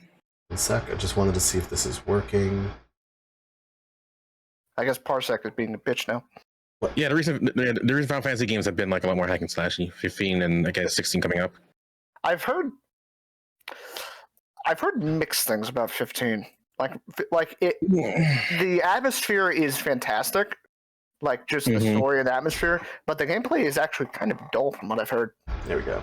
Well, I mean, yeah, and also like games like Forspoken, it seemed like that game ended up being a lot more duller than expected. And the studio that made it died because they also worked on Final Fantasy 15 as well. Yeah. All right. Next game is Marlowe. No, I remember this game actually. Well, I haven't played it, but let me look at Marlowe. Nope, never heard of it. No, Marlowe Briggs and the Mask of Death. This came out recently, or this came out like in 2013, but it recently got re-released on Windows, I believe. I haven't played it, but because like it's been a while. This is from like Microsoft Studios in 505. This is like an old ass game too, technically. Let me look at this. Yeah, the launch trailer from 2013. What the fuck? So this is the question: have any of us ever played the game before? No. Nope. Technically, no. I mean, hey, it's 99 cents on Steam if you want to buy it right now. No, thanks. I'm good. Wait, did you say 9 cents on Steam? 99 cents. Oh, yeah, no. I'm pretty sure I have it because like there was a bundle not too long ago on Humble that had like it was like like Black Protagonist, I believe. I think I have this, but like I haven't played it. But it looks according to like the reviews, it's pretty positive. But we haven't played it, so just starting into the haven't played pile. All right, so the next one is Castle Crashers, which is Here's the thing that I kind of can't agree that Castle Crashers is hack and slash. I agree it's a beat 'em up. It's side scroller beat 'em up. Like, do we just want to ignore the actual beat 'em ups at this point? Yeah, because like I've done Castle Crashers already. So at this point, do we just do we take like make a cat or like update the category to say like haven't played / I have an idea. Yeah, I was about to say you can add one. You can add them. Yeah, I know. That's what I'm trying to do right now. Let's see. Add row above. Add a row below. Oh no, I did above because I played it. It's okay. This one row's gonna be called not new, but let's give it a purple. Beat 'em ups. Beat 'em ups. We already did that episode. Yeah. Would Sega Turtles game be hack and slash or beat 'em ups? That would be beat 'em ups because they were side scroller. Yeah. If it's a side scrolling 2D game, it's a beat 'em up. If it's then Guardian Heroes goes in that category now too. Wait, which one? Yeah, Guardian Heroes. Oh yeah. That goes in there now too. All right, Castlevania. This specific one. Lament of Innocence. That's Lament of Innocence. I haven't played it. I played through Legacy of Darkness a little bit, which was the game that came out after that. Mm-hmm. From what I've heard, Lament of Innocence wasn't bad. No, this is the 3D ones. Okay. Yeah. This is one of the two 3D ones on the PS2. Mm-hmm. This is this is like the OG prequel that goes into the Belmont origin. Mm-hmm. Okay. It wasn't bad, but it wasn't necessarily good either. Like the Achilles heel for it was like it didn't have a lock-on system for like a 3D game. But but the way you attacked was like you spun around so much you practically hit everything. And like the puzzles were kind of intuitive. I would say it's C. Like I would say if you're a Castlevania fan, play it. But if not, then obviously if you just want to get into Castlevania, just play any other Castlevania. That's fair. Fair enough. All right. Yeah. Next up is Castlevania. Lord Shadow. I was about to say let's go with Lord Shadow 1 first. Oh, Lord Shadow. Okay. Yeah, it's on the. Yeah, for some reason they put Lord Shadow 2 before the second one. Right. I played a tiny bit of this. Like I played the demo for it back on the 360, and it was okay. Like It was interesting. It's Castlevania God of War. That's pretty much it. All right. Wedge, Yeah. All right, Wedge, have you played this game? No, I have not. All right. And I haven't played it, so I can't put a judgment on it either. So that means it's between I would Vespi say- and Silver. Like it didn't kill my like some people say it killed my firstborn son with Castlevania because like this was really the last game before the whole ship went belly up. Yeah, But like they were still 'cause it- solid games. Like it wasn't like DMC bad. because I remember this was the one where they were like, oh, Kojima's working on this one. So I'm And gonna. it's not a- So should I say wait. C? Yeah. Two yeah. is Like 2 was better from what I heard. I didn't actually play it. The thing is, it lets you just play as Dracula, so you get to have all the fun powers. all the of fun. Dracula. Yeah. But also it's kind of stupid and like, oh, we're in the modern era now, and now we have to deal with guns and all that shit. Yeah. All right, Dante's Inferno. This one was really good. It deserves a flay goat out of 10. Yeah, it really does. I'm tempted to put this in S or A, honestly. Okay. I haven't played it. I've seen footage of it. It's not bad, but there's no way in hell you can tell me it's on the same level of Bayonetta 2 or No More Heroes. Oh no, it's not. Yeah, I'd say A. Like either bottom of A or high B. I would put it Yeah, bottom it's of A because honestly, like Yeah, A minus. the game was great. It's just it has a really good story, but you have to play the game had a little bit more lore. Wait, Dante's freaking Inferno. Yeah, like it's literally borrowing from the Divine Comedy. Exactly, but that's Right. just it. Like if people played the game and they knew that to begin with, that would be great. But if they the didn't know marketing that, for it was fucking phenomenally bad. there we go. Yeah, EA staged the fake protest and everything. All right, so now we have all 3 of the Darksider series. I've only played a little bit of 2. Yeah, crazy. I own all 3 technically, but I've not played any of them. But 2 is the one I've known the most of. From what I've heard, people don't even classify Darksiders as like a hack and slash. At the very least, the first one, because the first one basically just Zelda. Yeah, they're practically like Zelda games. So this goes back to the question: can we consider Breath of the Wild, Skyward Sword, Twilight Princess a hack and slash game? Okay, not Twilight Princess. Skyward Sword was getting towards it. In a way. Yeah, like and. Breath of the Wild is on the very cusp of it. It is getting to it. Like you've seen the combo videos of Link fucking up a Lionel. Yeah, Dave.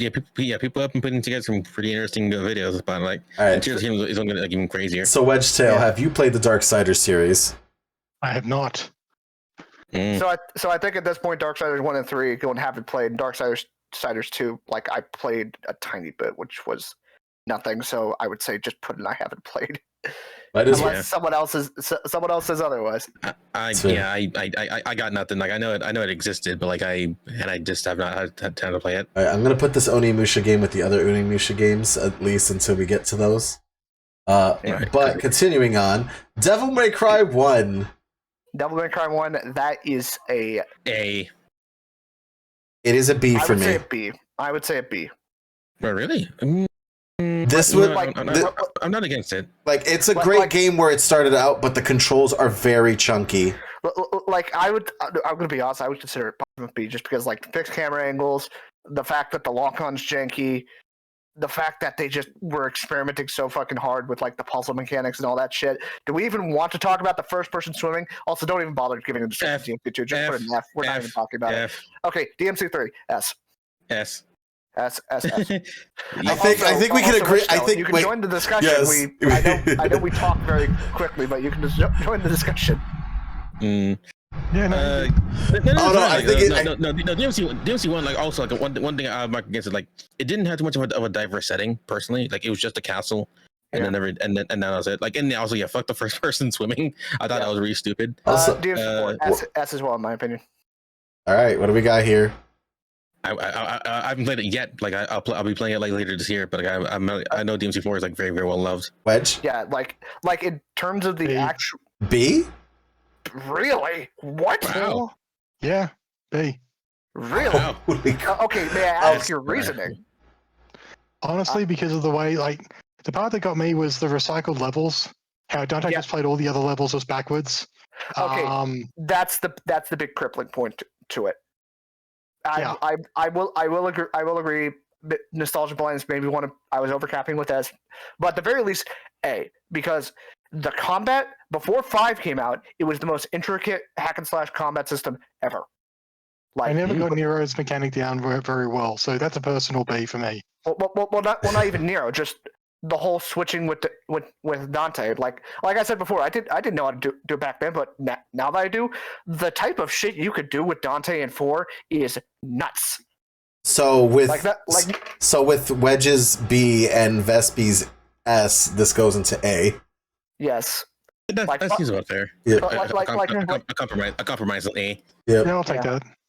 that. Dynasty Warriors. Oh fuck. Okay, let's just say I've only touched 7 and 8. Yeah, I have not touched a single one of them of the series. So I've touched I'm 3 out and of this 4. conversation. Unfortunately, I'm out of this 2, conversation. 3, 4, 5, 6, 7, 8. And Okay, so you've touched the And entire 9. series. So you. Yeah, and it's one of those, like, all the thing. What happened early on was 2 to 4. So 2, 3, and 4 was basically just they're upgrading the graphics. It's the same game. It's just they upgraded the graphics and maybe added a mechanic or two.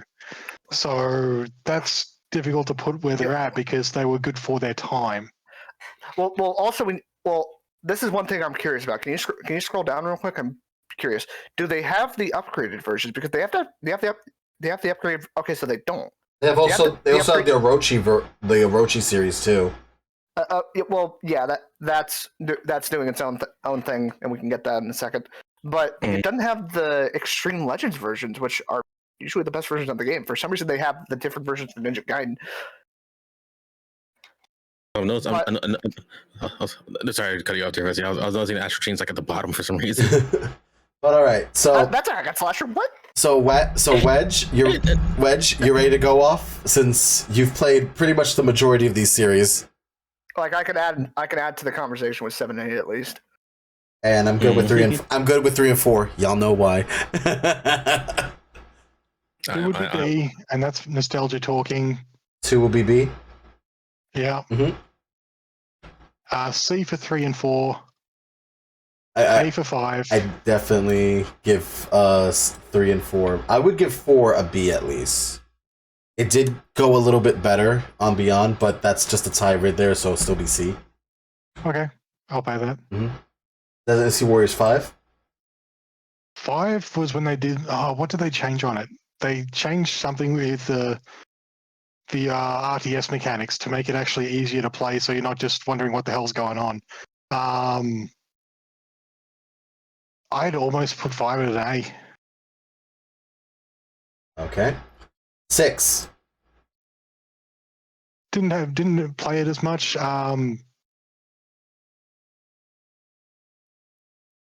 Yeah, put a B. Dynasty Warriors this is where 7. This is where I can talk a bit. Yeah, what were your experiences? I did play a decent chunk of it. Like I didn't complete the entire Dynasty mode, but as far as everything else, I would consider it pretty decent. Like I know one critique of this game and 8 as well is the fact that nobody has a unique moveset. Everybody can use anything. The only difference is their Musa moves and their one exclusive move with their weapon. That's it. So that's a big criticism. But as far as the games themselves, I would consider them to be like a guilty pleasure at least. Yeah, no, I pay that. Like 7 definitely had the best story for any Dynasty Warriors game. All right, we got number 8. It's essentially 7, but with one more mechanic and a slightly worse story, and also a few new characters and a few new weapons. That's it. Wedge, So what was I would your say experience? About the same. A bit of personal story. This was around the time I had a falling out with my little brother, who we used to play all these games together with. Oh. So the game kind of sucks for me. So Damn. Okay. Personal there. Interesting. Yep. COD. I would say C at least. Okay. Dynasty Warriors 9. Well, I haven't played it. I'm just gonna say just put it F. No one's going to defend this game. Must. All right. Who? Wedge, have you played 9? I have not. We'll put it in the haven't played category. We all know. I don't know. Be coy here, Listen, Hito. I get to be coy because think about it like this: a game should be judged if you played it, not because you heard a bad thing about it. Okay, Yeah, fair enough. Okay, I'll go play Superman 64. Let's see how it goes. Yeah, sure, no problem. Have fun. I'll play ET just for the hell. I played ET just for the hell of it, just so I could say it was bad. Yeah, I played ET too. I mean, hey, that's at least 20 minutes of your life gone. You don't have to worry about. Don't worry. Hours. Nah, I had to waste 20 minutes, so it's fine. But Dynasty Warriors Gundam 2. Never played it. Gundam 2 I did not play. I played 1. And then we also have 3. Apparently they did so well that they made 2 more games. It's Wow, Gundam. look at that. I haven't played it. All I haven't right. played it either. All right. Next up is Star Wars Force Unleashed. Where's Unleashed 2. Where's the first game? What's the first one? Yeah. We don't I ask. got to order for that reason. We don't ask questions that we're not prepared. There There it is. It's right under Samurai Warriors 2. Try to Yeah. understand Warriors 2. So we'll get to that one in a second. Yeah, they did it on the Muso. So we have 2 and we have 1. Hold on. The 1. Well, I've actually played. No. both of these games. I'm actually waiting for the score.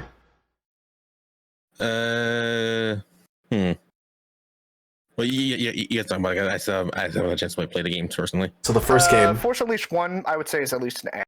It's easily one of the best Star Wars games ever made. Okay. Force Unleashed Yeah. 2, I would say B, possibly even a C, to be honest.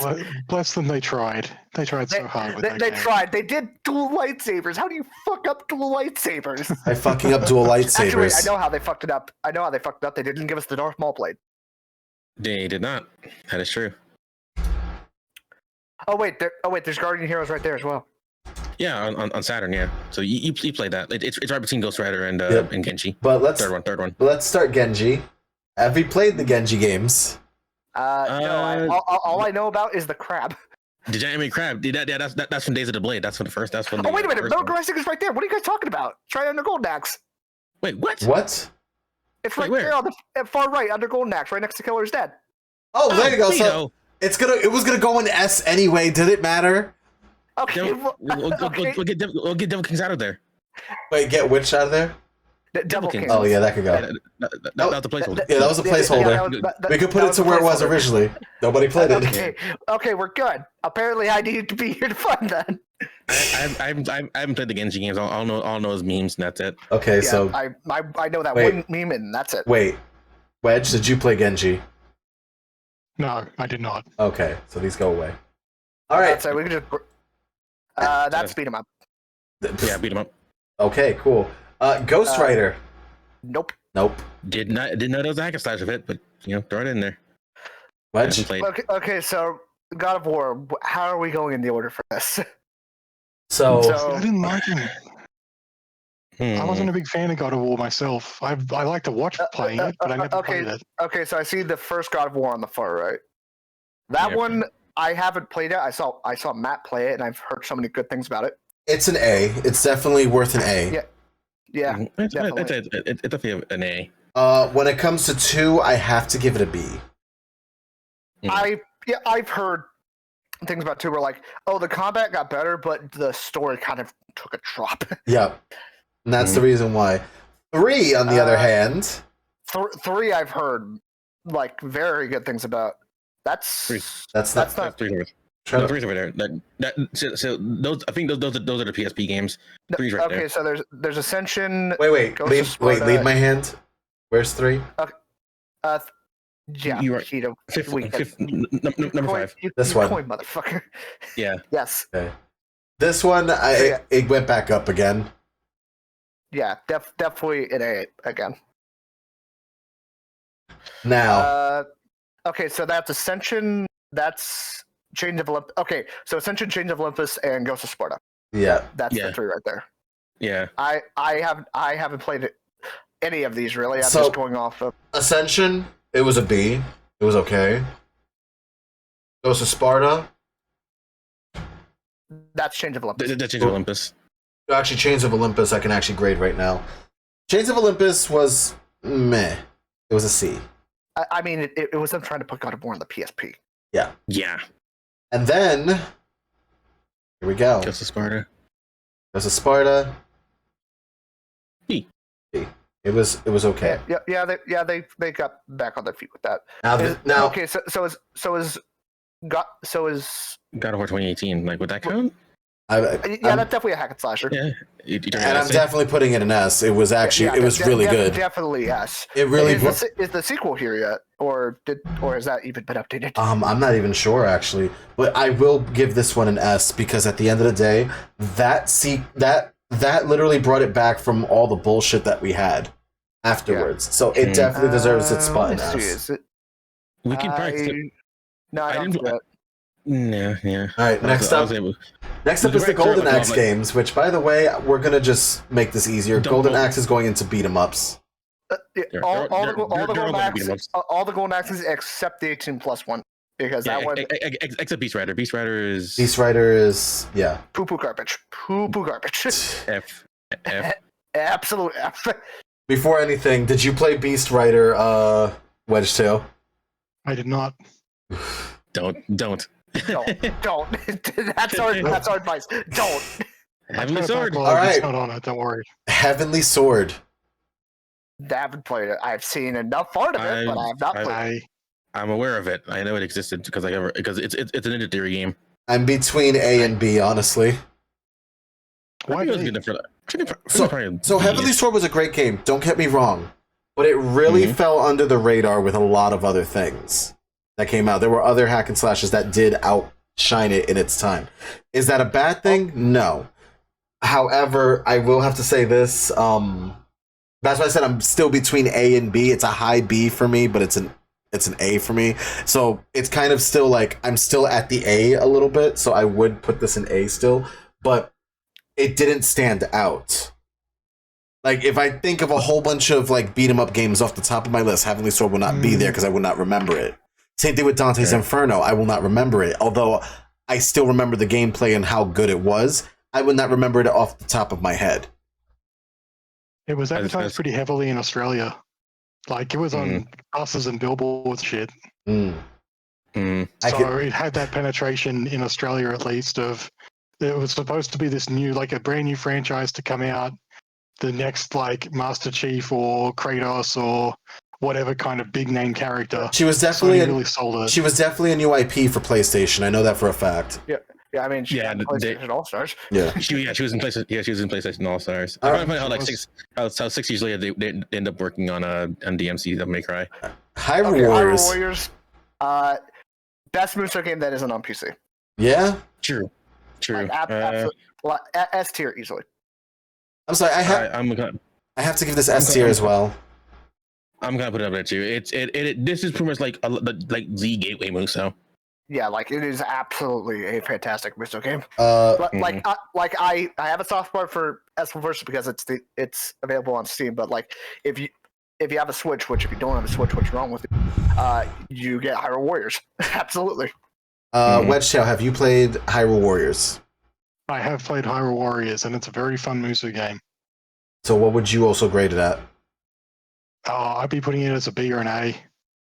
I think we can agree that it's at least a decent A. Because we got a whole bunch of S's and A's. The reason why this Muso game, I think, did a lot more successful is because you could have... I played the Wii U version. Even though there's a Switch version, the Wii U version also helps out a lot because at that time when I got it, you have the bottom panel to basically keep track of everything on your gamepad. So all the action on the screen, strategy on the bottom. I can basically assign that. That's why I found the Wii U version to be a lot more useful. I love the Switch version, don't get me wrong, but Having it runs. if it runs really well on the Wii U, it definitely did well. Yeah. Right. Next up is Yeah, and that's true. yeah, Killer is dead. Man. I played probably I played like a bit 3 of hours. it. Yeah, I played about like 3 or 4 hours of this. It's okay. it's okay. Like Yeah. like in terms of hack and slash gameplay, it's very basic. Like It's really. Suda. Some people feel like Suda really like kind of phoned it in for this one compared to like Yeah. Auto Pop Chainsaw. Yeah, not even that. Like compared to No More Heroes, it's not even that. Never heard. I'm inclined to put like drop this in D because like there were flashes of brilliance, but like it just couldn't really. It couldn't really live up to like everything, it you know? seemed like they were. It seemed like he was trying hard in this because like the thing that Mm. caught me off was the fact that they were actively going like, "Oh, this is a game" and all that. Like they didn't really do that in No More Heroes or even Lollipop Chainsaw. Yeah, yeah, they really. Like the fact that your main mission guy is essentially Nick Fury crossed with Iron Man. I'm just going like, Yeah. okay, we get it. You're quirky. Can You're you right. really- They really try to like show out that like hey like Zappa's like this like really amazing like assassin type. I'm like and they also had all those weird like side games too. Like Yeah. I know people and also people the really like them. and also the weird dating sim to The get dating weapons. sim stuff. Yeah, that they exist. But like unfortunately this one was kind of like nailed in by Suda. Like it's not his Yeah. finest. Not his finest work, but I mean, Zappa has popped up in future like Kill the Past games like No More Heroes, which I starts again. So he is like in that one okay. as a, in part of the in the visual novel part of it. All right. So- Wedge, Wedge, have you played this game? No, I have not. All right. Yeah. So we'll we'll go with their score. Yeah, Killer is that is definitely in the Sudaverse, but like it definitely wasn't good enough to get like a sequel. Like that. Okay, Legacy of Kain. I haven't played these, but I wouldn't even even D- as yeah. action games. Like Well, what? these are Zelda games essentially. Yeah. Well, Defiance is Oh, Defiance. Defiance is a Oh, little okay, different. Okay, I Hold didn't on, the realize Legacy that. of Kain series when it first came out was quite innovative. Well, what would you rate Hmm. Defiance though? Oh, Defiance? Okay, just Defiance. We're talking a C. Okay, you can rip my third out later. Wait, what? What do you mean? Well, apparently I struck a nerve by saying that they were just Zelda games. Oh, they're really good games. Like You're aging me here. I know they're good games. I'm doing this at this point just to poke a nerve now that I know it's there. but to sure. the moon, buddy. Yeah. Okay. Nier Automata. That's Near Automata. that's What a game. S. That to me like because I've watched the anime, the way the thing I struck was like this is a game that was like meant to be told in video game style. Like the anime kind of loses that kind of charm, but like man, when Nier Automata like really hits, it really hits. Yoko Taro is a madman. I've actually not played this game. You should play this game. Absolutely play this Wedge, game. have you played this game? Nier What game's Automata. Nier Automata. Yes, I have played Automata. Do you agree with their I think it was S's? Yeah, it's beautiful. It is a wonderful game. Like a lot of people like give me shit for because like it's sort of like waifu bait because of 2B, but like honestly, if they look past that stuff, it's a wonderful it's a wonderfully like made game. I can look past it beautifully once I use the self-destruct command. All right. Next up is Nightshade. Never heard of it. Never heard of it. Never heard of it. It's a Shinobi game, but like I haven't played it. Okay. Yes. It's Shinobi. Okay. Ninja Blade. Never heard of it. Ninja Blade. I've not heard of it. Vespi, have you heard of it? I just said I didn't. Oh, Wedge? That's me. What was the name again? Ninja Blade. Ninja Blade. Ninja Blade. No. Okay, that gets thrown in the timeout corner. Now Ninja Gaiden. Okay, so like I said, I didn't play 2. So actually, wait a minute. What was the Ninja Gaiden we put in there then? Because that's 2 Sigma. No, right? no, 2. no. That was Sigma 1. Yeah. Oh, okay. So that was Sigma 2 is right here. Okay, so that was Sigma 1 that we put in. So where was that again? Sigma 1 was it C? Sigma 2 was Well, Sigma No. 1. Sigma 1. okay. I think we put it in B. So yeah, we misunderstood it then. So that's Ninja Gaiden Sigma 1. All right, so where do you want to put the Sigma 1 again? I actually like I haven't played that version of it. I've only played Ninja Gaiden Black, so I guess Silver. Have you played it? I have not, unfortunately. So Vespi, this is a solo score, I guess, because I believe Wedge didn't play it either when we discussed it earlier. Yeah. Well, like I said, I haven't played that upgrade version. I only played Ninja Gaiden Black, which was the original Xbox version. So I guess it goes to haven't played. Yep. Ninja Gaiden Black, hard as balls. Wait, which one is Ninja Gaiden Black? It's the first one right there. Okay. The first one. Yeah. The hard as balls, not as stylized as the other games get to be. Like, I mean, it's not as crazy as 3, and from what I've seen of 2, but like it's still. This is where they're kind of like getting their legs more or less. Yeah. So where would we put this? I would say at least B. Like B.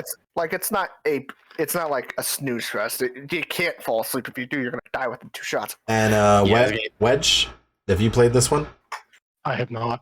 Okay. Right. Next up is Ninja Gaiden 3. The regular one. That regular. one's an F. That's an F. Yep. Absolutely an F. I actually agree with that one. It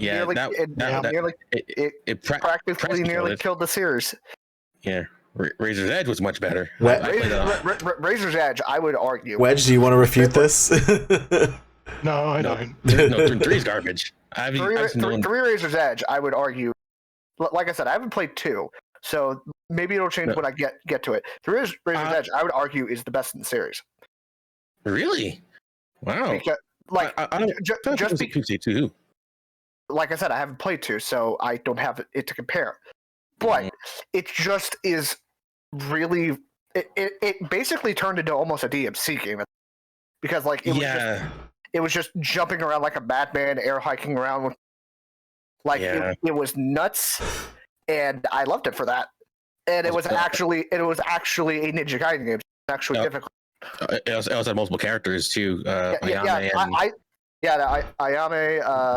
What's her face? Kasumi. Kasumi and I can't remember the other person. Momiji. Yeah, Momiji. So it was really, really fun. This was for the Wii U, correct? This was for the Wii U. Wii U, and then it eventually got released on other platforms. Yeah, it's pretty much on every platform. I would argue it. Like I said, I think it's the best series. I would say A at least. Okay. I can do that. I probably switch out to A. All right, next up is Dragon Sword. Not even heard of this. I played this. This is me. So I think this was like a really well done DS game. Like a lot people might think that it's a weird spinoff. You play this game in book mode, for example, just to let you know how it controls. This is a touchscreen game in book mode, and it is actually legitimately good. Like I'm inclined to say that it is like high B, low A, because like I wasn't sure how they would like pull this off on like the DS, but like I feel like at the time like the DS was like getting all these like experimental style games. Like they Dragon Sword was really, really well done. There's some things that are a little bit like basic because obviously they had to work with the hardware that they had, but from what I played, because like I remember getting the game like a long time ago, where I spent like so many hours just like exploring the world. So like I think it's like a 3D where you have yourself on like a 2D plane. The move they translated the moves very well to like using like touching controls. I thought like it would be like a little bit awkward because obviously you're doing it in book mode and everything, but like it actually worked. Like it was one of the few like DS games I could say that like really truly understood how to like use the hardware in a way that people did not expect. So Dragon Sword to me is a solid B game. Like I put it up higher for my own bias, but like I know for a fact that there are some things that make that kind of like take some points off. Ninja Gaiden 2. Have not. Unfortunately, I've not played it. Wedge? Nope. All right. I haven't played. So the upgrade, no, we have. All right, Sigma 2. Well, no, I haven't played it. Wedge? Sigma 2, nah. And there we go. All right, No More Heroes 2, Desperate Struggle. I'm inclined to say A. Never played it. I'm saying A because like I know the first game is phenomenal. I know like the only that drags the first one down for some people is the open world. Yeah. Yeah. For me, 2 does two is like very, very like well structured. 2 has better combat, in my opinion, but the thing that bogs it down is that they kind of lost the point of the first game, where like Travis is a fucking idiot, and we love him for that. But Yeah, but the second game, he quite literally is getting a harem. Yeah, like like freaking like Sylvia's like all over him and everything. Then there was the Kimmy, Shinobu. Like, jeez, he was getting up to like harem status. So guys, Travis strikes again. TSA, I played it. TSA would probably be to me a B. Like, I know a lot of people only hate it because it's not, because like at the time it was No Way Heroes 3, but like it was like a prelude to No Way Heroes 3. Because it's a top down like hack and slash, like some. Yeah. What saves TSA honestly is them clearly setting up for No Way Heroes 3, and also the fact that I'd say that it also pretty much establishes the fact that there is truly a pseudoverse. Like all like Pseudo games do cross over, so there's like, because in the beginning like there were no like intro cutscenes or whatever like that, but like it confirmed that like the dude from Killer 7, I forgot his name, sent Badman to go get the Death Drive stuff from Travis, and like that game was like just it was well executed in a way, and also I love the visual novel parts of it. Some people are like weird, but like it does, like if you do like a lot of like reading around, it does establish like a good amount of things that happened in between 2 and No Way Heroes 2 and 3. All right, the Onechambara series. I just want to see who has played this before. Well, I've only played Z2 Chaos. I've only played Z2 Chaos as well, and I also played Bikini Samurai Squad. Bikini Samurai Squad is a B or C. It's actually a high C for me. C. And this one I'll put in that play. Z2 Chaos is a B. It was a step up. Yeah, definitely a B, like B worthy. Do you have anything to say? I never played it. Like I said, the only reason why I don't like to talk about the Onechabara series is because, again, someone I used to know who I don't speak to anymore because they're an asshole, really killed the series for me. And at that point, I just didn't want to like try any more of the series because they were a know-it-all, they were a dick about the whole thing, and at that point, I just didn't want to play the game anymore. So I couldn't really enjoy the game myself. I'm hoping at one day I can probably remove that bias from my brain and actually give them the old college try, So right. That is the plan. I get that. Onimusha. I've only played the first game. Let's talk the first Onimusha then. Yeah, I've not played Onimusha. Well, wait, have you played any? I've played 2. Okay, so you can talk about 2. I can talk about 1. And I can talk about 1.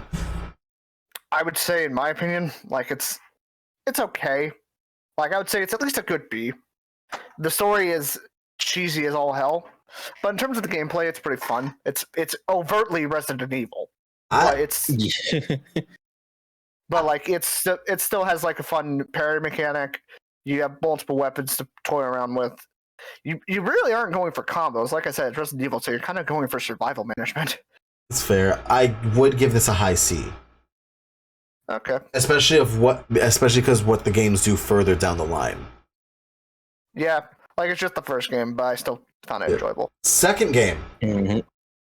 Second game, I found it quite enjoyable. I heard through the grapevine, obviously, that they cleaned up a lot of the mechanics from 1 for 2, and I found it like a good romp around to play for a couple of hours. So, yeah, I'd say a B. It was definitely a B, a high B in that matter. It's like the fact that it literally cleaned up all the mechanics and fixed up so much of the problems that I have. Example being like the very clunky, slow controls when I wanted to do something. That was completely cleaned up in the second game, and that really made me happy to see that. And then 3 happened. You're on this. What? None of us know about it. What happened to 3? Demon Siege. Demon Siege was all right. It wasn't the greatest. I would still keep it at B, though. Okay. It was a low B. It was almost teetering every now and then. And then Dawn of Dreams? I have not played. Okay. Nor did I know even existed. Like Carvin chat, like I'd contact some sequels can clean up very well, but some can truly overcorrect in a way that's like makes it a little bit too crazy. All right, the Otogi series. Never even Never heard of it. played it. Never. I feel like I've heard the name, but I've never played it. All right, the Rygar game. Never heard of it. Rygar. He's a yo-yo user, but I never got a chance to play the game, so I can't say anything. Oh yeah, it was that old techno game. Nah, haven't played it. All right, Rise, Son of Rome. Never played it. I wish TK was here because he played this game. I did not, but all I know about it had a lot of quick time events. It was the thing to sell the Xbox One. Wedge, did you play Rise? I haven't played it. Okay, No, I heard about it. I looked at it, and I decided my money would go elsewhere. that's fair. All right, now we're up to Samurai Warriors 1 through 4.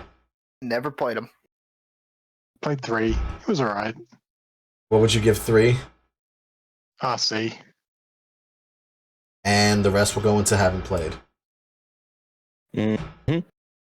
All right, Senran Kagura again. 2 is This is Hito. Burst. Yeah, This is Burst. Yeah, this is Burst. Oh, Burst wait, is be more of a beat 'em up.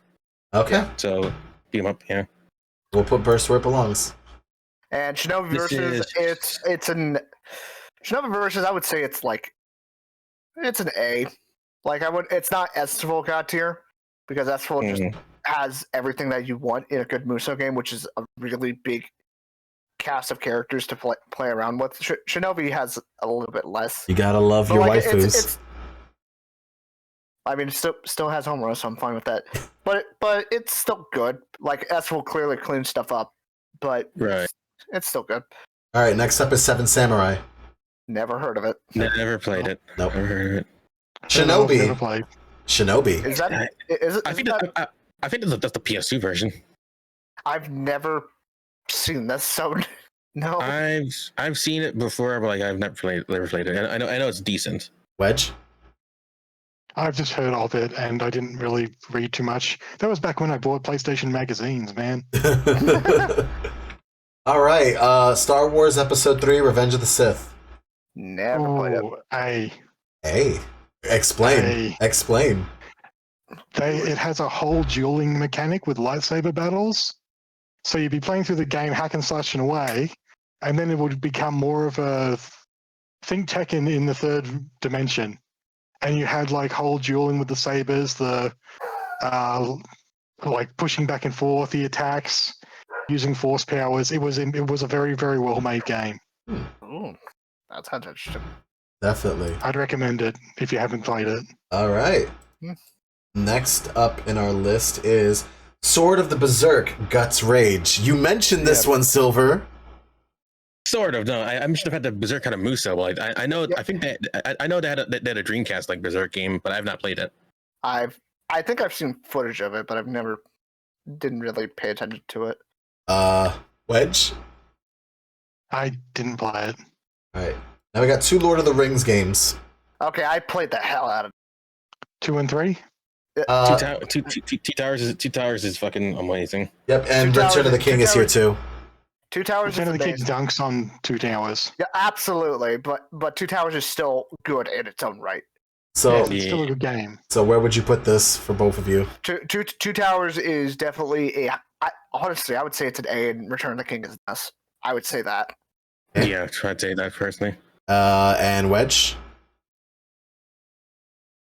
I will go with the consensus. Okay, so 2 Towers is a B. Return of the King is an S. Well, 2 Towers is an A. Oh, and my Return of bad. the King an S. There we go. That's what I was. Yeah. I was reading between the lines. It's fine. It's cool. Warriors Orochis 1 through 4. I played 5 minutes of the 4th game, and once I realized it had just a sub, I turned it off. I'll go back and play it at some point, but also it's I guess my very, very small knowledge, it has a really weird combat system. At the very least, the 4th game, where you don't really have an attack button. You're mostly just switching back and forth a party of 4.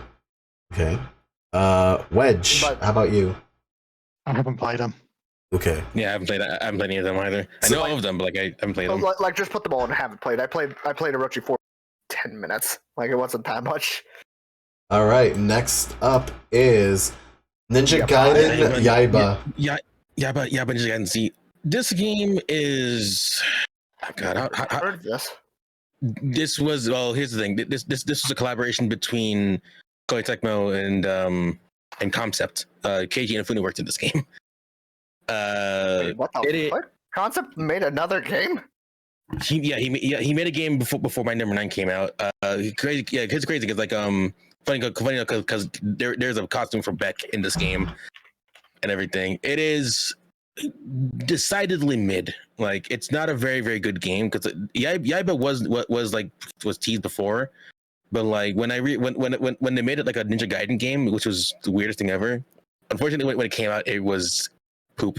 So I'm looking at it right now. It's on Steam. Yeah, I got this game because I was like, I know that it's ass, but at the same time, I'm like interested in like games that are like just truly really weird, but like because it's an odd fusion because like Yaiba was supposed to like its own thing, but then they were like, hey, what if we put like Ryu Hayabusa in the game as like the guy who Yaiba's trying to kill because Yaiba's the main character. Yeah, but I'm going like, what the fuck happened?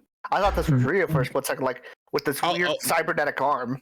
Yeah. Also, by the way, the Z is for it's a zombie apocalypse. Oh, of course, because of course there is. Okay, so just send it to hell. Why not? Just fucking hit at that point. Keep it in D. Like it isn't like completely truly bad, but at the same time, it's a very stupid game by all means. But like it's truly it's a game. It is a game that exists. All right, so Wedge, have you also played Yaiba by any chance? I have never heard of this game in my life. Okay. I'm cursed with knowledge. Your Honor, I've never seen this game before in my life. Please take it away. Yeah. I finally Astral Chain. What a game. Geez. I want to say I feel So like F, right? Fuck you. I'm kind of tossed to A because like this was where Platinum kind of started their real obsession with like having like 2 playable characters in like a hack and slash game. Because they did it again in Bayonetta 3, which I haven't played fully yet, but like and also in Bayonetta Origins. I have not touched that game yet. I haven't played either. I haven't played either. Like, I'm surface level here, but I remember like playing this game like because like I was waiting for Bayonetta 3 to be like announced, whatever, and I liked a lot what they're doing here. The story was pretty heavy. I liked the systems that they had of like using the I forgot what they called them, like the extra like whatever. The Legion. The Legion, thank you. Like because it was Sword Legion, Axe Legion. They had like I think like 3 or 4 of them. Sword, I believe it was Blade, Axe, Lance. I think Lance? I think Lance and Greatsword, I believe. Yeah, something like that. Like We gotta know when I watched Matt play this, like he loved using the Greatsword one because it gave him like a shield. yeah, exactly. Like I liked a lot of like what Astral Chain was delivering, and like honestly, like it's a really really solid like Platinum game, and I hope they make a sequel. All right, so guys, we have pulled off our tier list. So, final thoughts on beat 'em ups. We're gonna start with Silver. Beat 'em ups. I read beat 'em ups. Hack and slashes. Dang it. Beat 'em up. Line. I'm like, what? Line. We've been doing this for how long? 2 hours. Jeez, Hito. Roughly 2 hours. But yes. Hour and a half for me. Okay, so final thoughts on hack and slashes. Final thoughts. Pretty great genre. You can tell that while there's like a good amount of like similarities in terms of base mechanics, you see like a very like wide array of like how you can tell like stories in hack and slashes. Space theme, medieval, a lot of like fantasy. You can tell like fantasy is like a big driver for like a lot of like these hack and slashes. Well, I would say like that's the thing of hack and slash. It's a fantasy game. It's supposed to be like, okay, you are the one on the battlefield. You're the one. Keyword. I should throw it. It's a power fantasy. Yeah, absolutely a power fantasy. Like, I would say like, obviously I've been talking about like Muso and hack and slash as 2 separate things. I would say the analogy is Muso is to quote Johnny here, Muso is junk food, while Mhm. hack and slash is a fine dinner.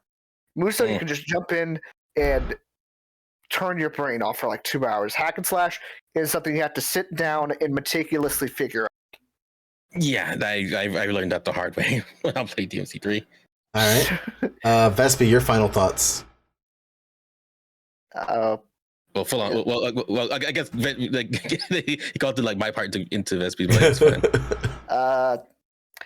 As far as hack and slashes, some of these are my favorite games. Some of these are my least favorite games. It's weird roller coasters that I'm more of an RPG guy, but I guess I could link that into saying Tales is my favorite franchise possibly ever, and it's essentially a hack and slash RPG. So without this, I would not have that as well as my favorite game of all time ever. So Right. yeah, I guess I owe a lot, and they're great games. The ones that S absolutely play no matter what. All right. Especially S-Full. Wedge-tailed, your final thoughts. Yeah, they're definitely a game that they're easy to pick up. Like anyone can pick up and play them and do okay in it. It's the whole easy to learn, hard to master thing. So you can play the game, enjoy the story, finish it. But if you really want to get the real meat out of it, all those combos, all those additional abilities, all those modifiers, you've really got to invest time and effort and sweat into the game. Right. So, Because my final thought on this one, I guess. Hack and slashes are fun. They're basically they're pretty much the important basis of a few things that happen, where I can clearly say that if I want to turn my brain off, I want to turn my brain off. If I don't want to do a certain thing, then I don't want to do a certain thing. I don't want to think half the time when I'm playing games. That's kind of a thing that I can probably say, hey, this is great. I can turn my brain off and I don't have to think about things. Cool. There's those times that you just don't want to think about having your brain on and having to be on all the time and having to think what strategy beats this strategy and what brings this circle to there. And hack and slashes do be giving you those options of, I just want to press the A button like 50 times and then kill a whole league of characters. I think I think having those options for gamers who are not necessarily who are, quote, I'm going to use the word strategically challenged, quote unquote. Just say game journalist. There we go. That sure. Okay. That I guess we can say at the end of the day, yeah, this helps you feel that power trip. Hell, honestly, I would have to say this. It's a stress reliever half the time too, when you just feel like you need to kill a whole building of people.